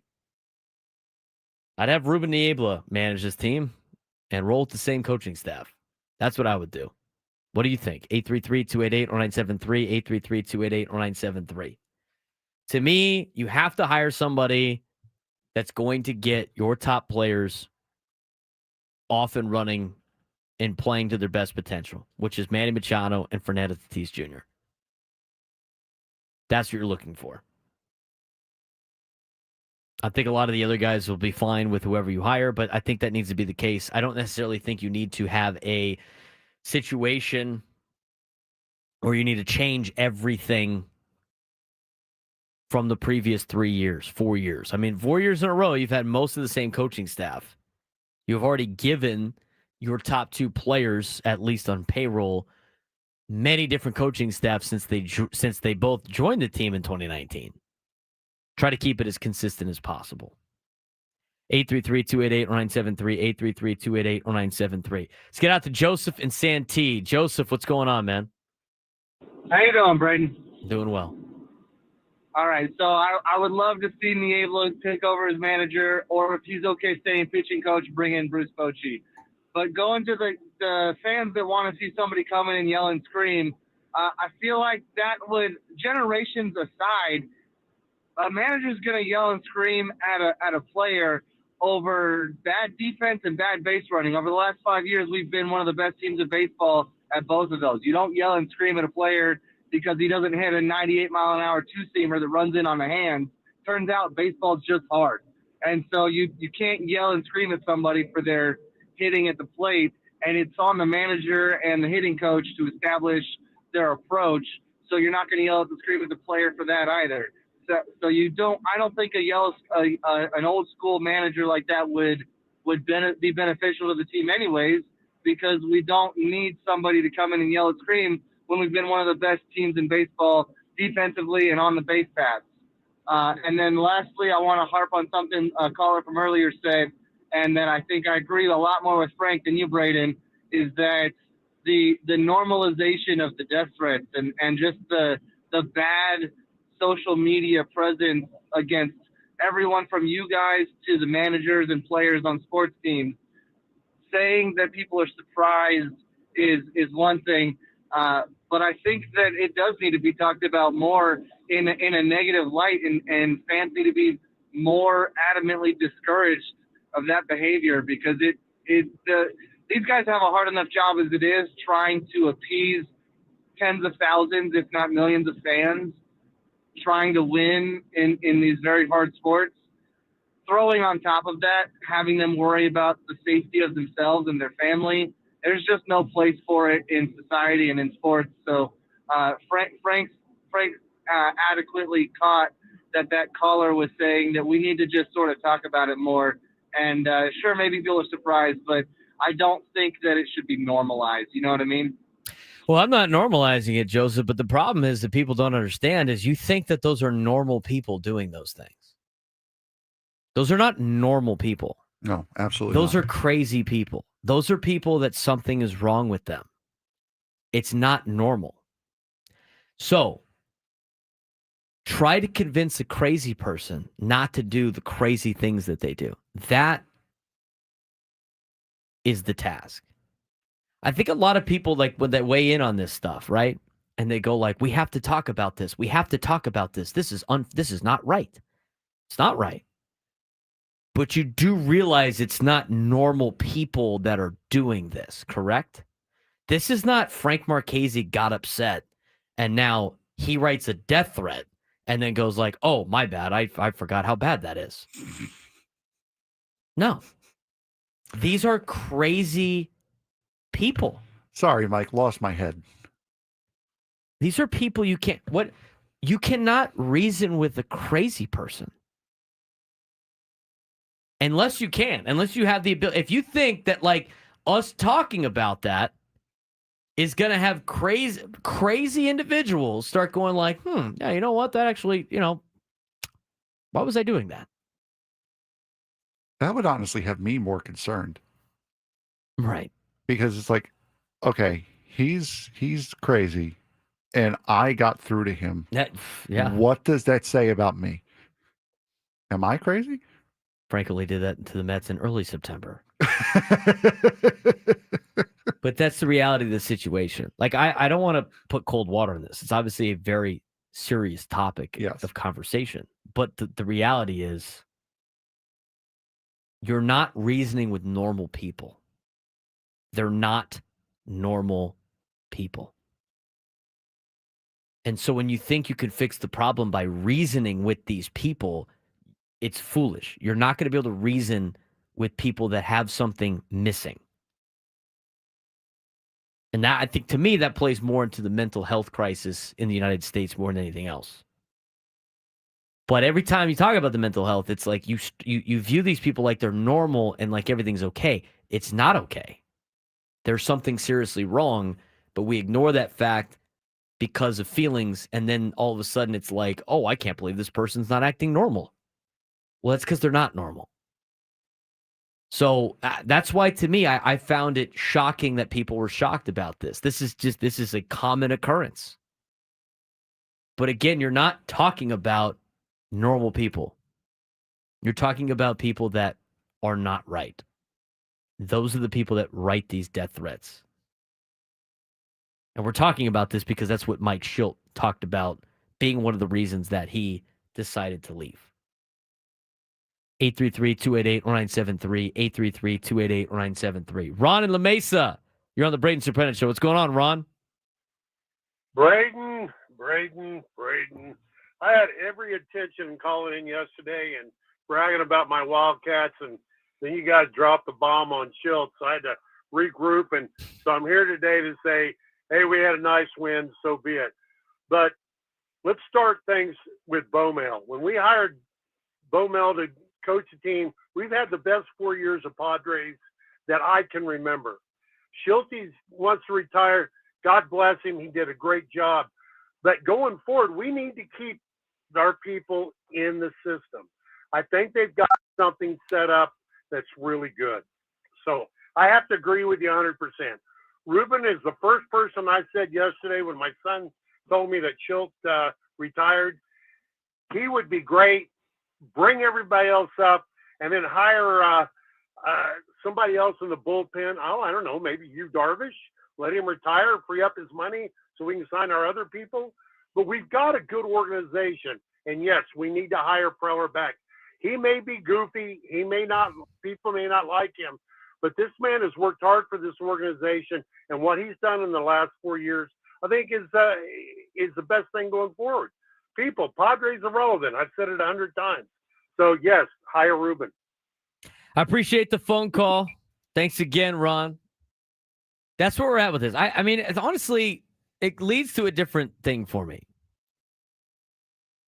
We talked about this coaching staff, right? Now, the manager has changed twice in this 4 years. Correct? Correct. The manager has changed twice. The coaching staff has not changed too many times. If we look at, and I want you to look at this coaching staff that the Padres have had, since, I guess, 2022, right? 2022 season was the season that the Padres That was made when it. Melvin came in. Yeah. When Melvin came in. If you look at the staff that they had in 2022 and you compare it to the staff that they have in 2025, it's relatively the same crew. Now, there's a couple of people that moved on, right? A couple of people moved on. Ryan Christensen, one of those people that moved on, right? Matt Williams, one of those people that moved on with Bob Melvin. But you look at the coaching staff in 2022. Remember, people forget that Mike Shildt was the third base coach for a little bit of time when Matt Williams was going through health problems. Do we forget about that? He was on the field with these guys. Wait, who? One more time? Mike Shildt in 2022 when they went to the NLCS during the season when Matt Williams was having some health concerns. He was the third base coach. Third base coach. It's not like he wasn't in the dugout every day. I thought you were talking about I believe it was in 2023 when Melvin had to step away for like a couple weeks. That was Christensen. No, Christensen took over for that. Yeah, I thought you were talking coach. I thought you were talking about that. We look at this year's staff and 2022 staff. Ruben Niebla is on that staff. Yes. Morgan Burkhart is on that staff. Ben Fritz is on that staff. David Macias is on that staff. Mike Shildt is on that staff. Peter Somerville is on that staff. Ryan Flaherty has moved on. Okay. Bob Melvin, Ryan Christensen, Michael Bradar, all those guys ended up going to San Francisco. But that was a core group in 2022. You look at the 2023 coaching staff. This is still a Bob Melvin coaching staff with last year's staff. Okay? Mike McCoy on this year's coaching staff. Pat O'Sullivan on this year's coaching staff. Victor Rodriguez on this year's coaching staff. Ruben Niebla on this year's coaching staff. Ben Fritz on this year's coaching staff. David Macias, this year's coaching staff. Tim Leeper, this year's coaching staff. Morgan Burkhart, this year's coaching staff. Jose Andrade on this year's coaching staff. Brian Esposito on this year's coaching staff. Peter Somerville on this year's coaching staff.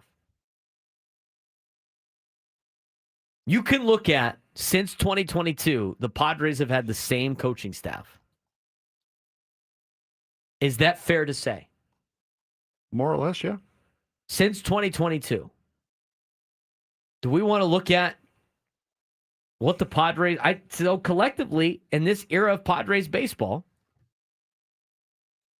where you look at 2022 on, the Padres won 89 games in 2022. They won 82 games in 2023. They won 93 in 2024. They won 90 in 2025. They made the playoffs 3 out of the last 4 seasons with this coaching staff. Okay? The Tingler staff's gone in 2021. 2022 on has been the same coaching staff. They've made the playoffs 3 out of the last 4 years. And they have won.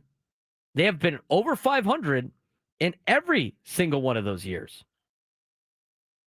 They had won a total of regular season games of, doing quick math in my head, they have won 354 games over that 4-year span. This coaching staff has.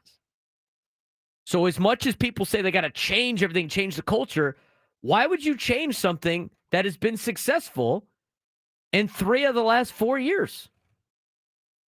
I try to keep that staff intact as much as possible. And in order to do so, I believe you would have to promote from within, which means you have to find the guy that is going to be the best fit for that group. And to me, it's Ruben Niebla. I don't know how many people in the Padres organization would have that same impact. Again, Mike Shildt was in the dugout in 2022. He was the third base coach I don't know. It wasn't too many games, but he was in the. He was the bench coach. Was his official capacity, I believe. No, he was not. He was fill-in third base coach. I remember because he was in the front office doing stuff. I forgot what he was doing. I think he was doing like player development or something. Yeah.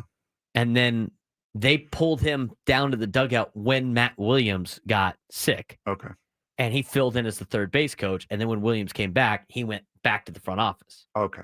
I thought but he it's was the same crew. I thought he was a coach. It's the same coaching staff. These are a lot of the same guys. You cannot tell me that in those 4 years, the Padres are not successful. Are they successful in those 4 years? More successful than they've been. Consistently a contender, which is exactly what you want them to be. A couple of changes here and there is probably fine. But to me, keep the staff in place. This is the same staff. Even though the managers have changed. And again, they didn't fire Bob and they didn't fire Mike. They both left. But they've kept the same coaching staff. Keep the consistency. Because in these last 4 years, you've made the playoffs 3 times. They've made the playoffs 4 of the last 6, and they've made the playoffs 3 of the last 4. That is consistent winning. Yes, I know we all want a World Series championship. Yes, I know we're frustrated that it's taken so long. But the reality of the situation is you have been a team that has consistently been a playoff contender every year since 2020. Even in the collapse years of 2023 and 2021, they were right there knocking on the door. 2023, they still finished above 500. Out of the last, since 2020, they've only finished below 500 one time. That is consistent playing. That is consistent running of a team. Keep it consistent with your stars that have been here now for a long time. The best way to do that, in my opinion, is by having Ruben Niebla be the manager. I still think manager is the most overrated position in all of sports, but I'm going to tell you right now, it's about the culture. Don't change the culture. The culture right now is winning. Do the players need to play a little bit better? Yes. Do they need to add a little help? Yes. Most of the problems that the Padres have right now come with the players being able to get the job done. It's not the coaching staff. It's not the general manager. It's not the ownership. Give the players an opportunity by keeping things consistent. No, this is not doing the same thing over and over again and expecting different results. You're getting the results that you want. It's making the playoffs. Now the next step is to win in the playoffs. I think they could do that with the coaching staff.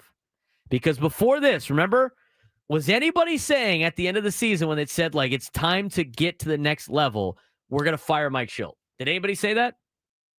So why would you fire his staff? That's the question I ask. That's the reason why I'm going the direction I'm going in terms of a new manager for the Padres. When we come back, we'll get back to your phone calls. John, Brandon, Austin, talking about this press conference we had today, Padres baseball, final segment of the Braden Surprenant Show.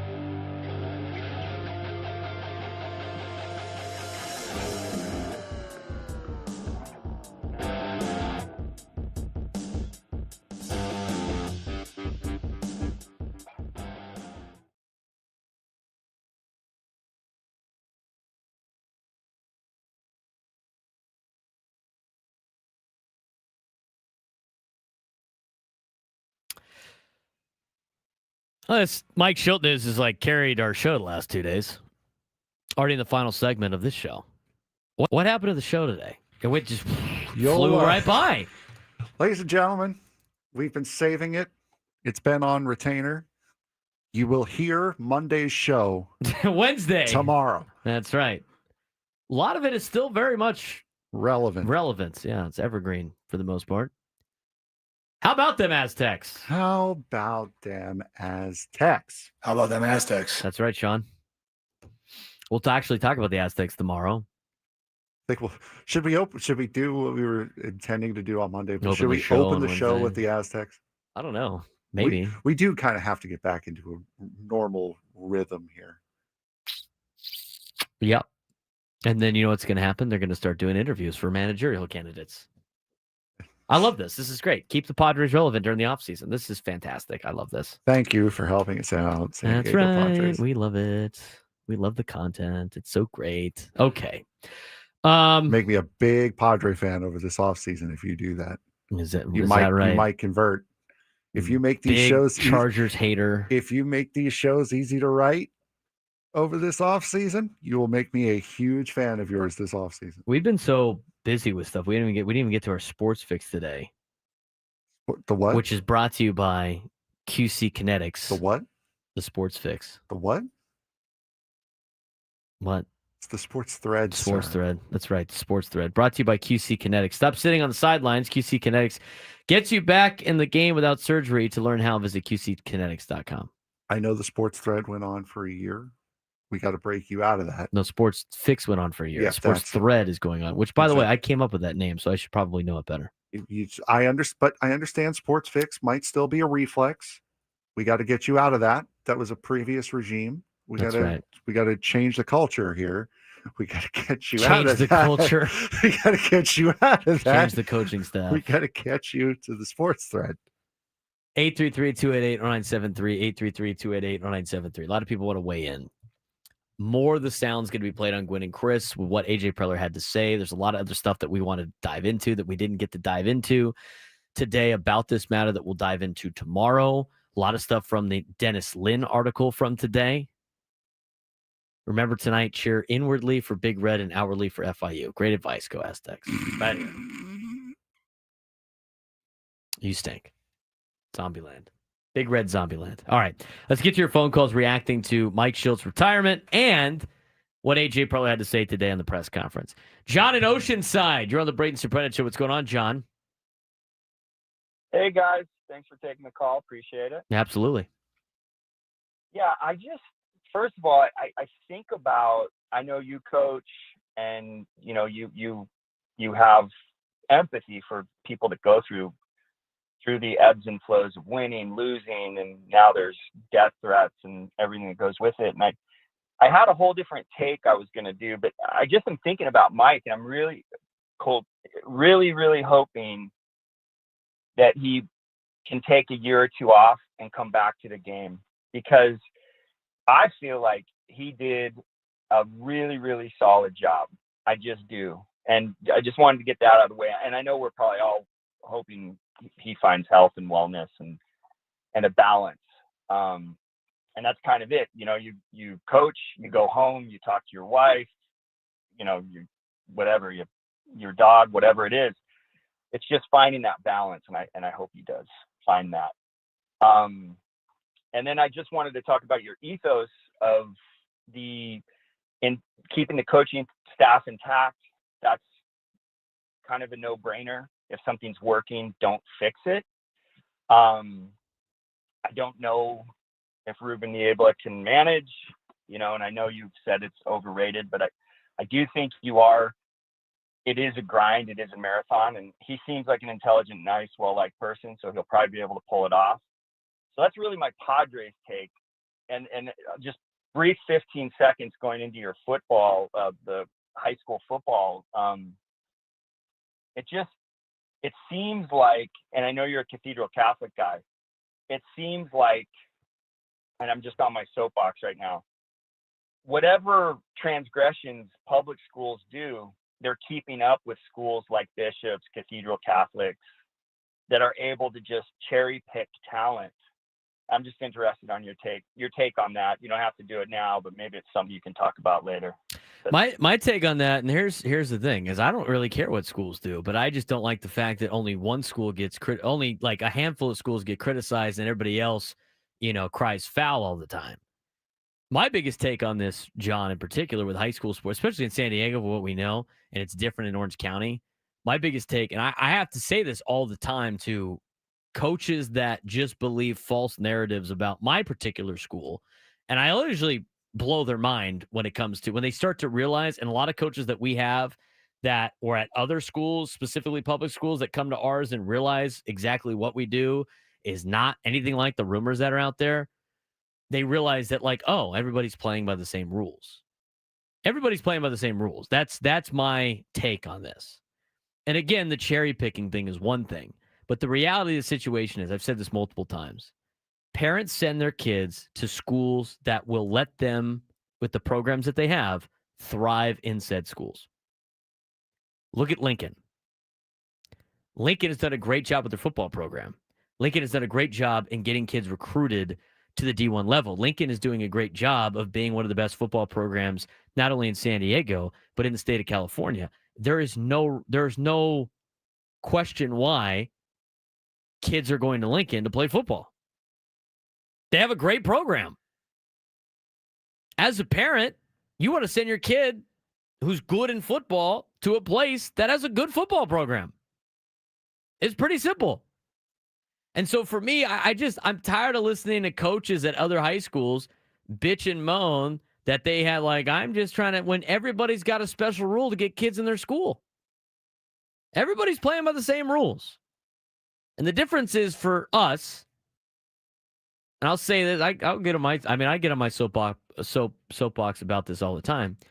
Anybody attending Cathedral Catholic High School in particular, and this is the school I coach at, I know all the ins and outs, and I'm not BSing anybody. They're making a sacrifice to go there. They're doing what Frank did and driving past high schools early in the morning to go work out to come to our high school. And even if they're getting financial aid, they're still paying something to go there. Your high school is free. So in reality is, like any type of scholarship you get, you still have to pay to go to Cathedral. And if you believe in the full ride scholarship thing, which is not true, if you believe in that and they're getting the tuition paid for, that is evening the playing field with the local public school. It's free to send your kid to public school. It's free. It's absolutely free. Why would I, as a parent, if I had, like, I grew up in Scripps Ranch. Let me ask you this question. If Scripps Ranch had this, phenomenal program that was the sport that my kid played, and it was free to go to, and it's down the street, why in the world would I send my kid to Cathedral when I can send him to the school down the street? Frank, answer that for me. Why would I do that? Why would I pay money and drive my kid to a school in Del Mar when the school down the street is free and it's good in education and their program's good? Why would I do that? There's no real reason. There's no reason. I mean, I could crush that narrative every single time somebody wants to bitch about it. It's like, hey, look at the situation. Your local school is free. Why would I drive my child ways away to this school, even if they're paying for it? Because I'm not getting any cash back. I'm losing money in gas. I'm losing money in driving them there, finding rides, working. You're making a sacrifice. Why would I do that when I can go to the local high school for free? Go ahead. Give me a call on that tomorrow. Why would I do that? It makes no sense. I usually put the kibosh on that stuff pretty easily, but I have no problems with the public schools do. We're all playing by the same rules. I'm tired of people complaining about it. That will finish up our show. We're going to talk more about Mike Schilt tomorrow. Aha! Big Red, FIU, West Kentucky. We'll talk about that too. Sam Darnold.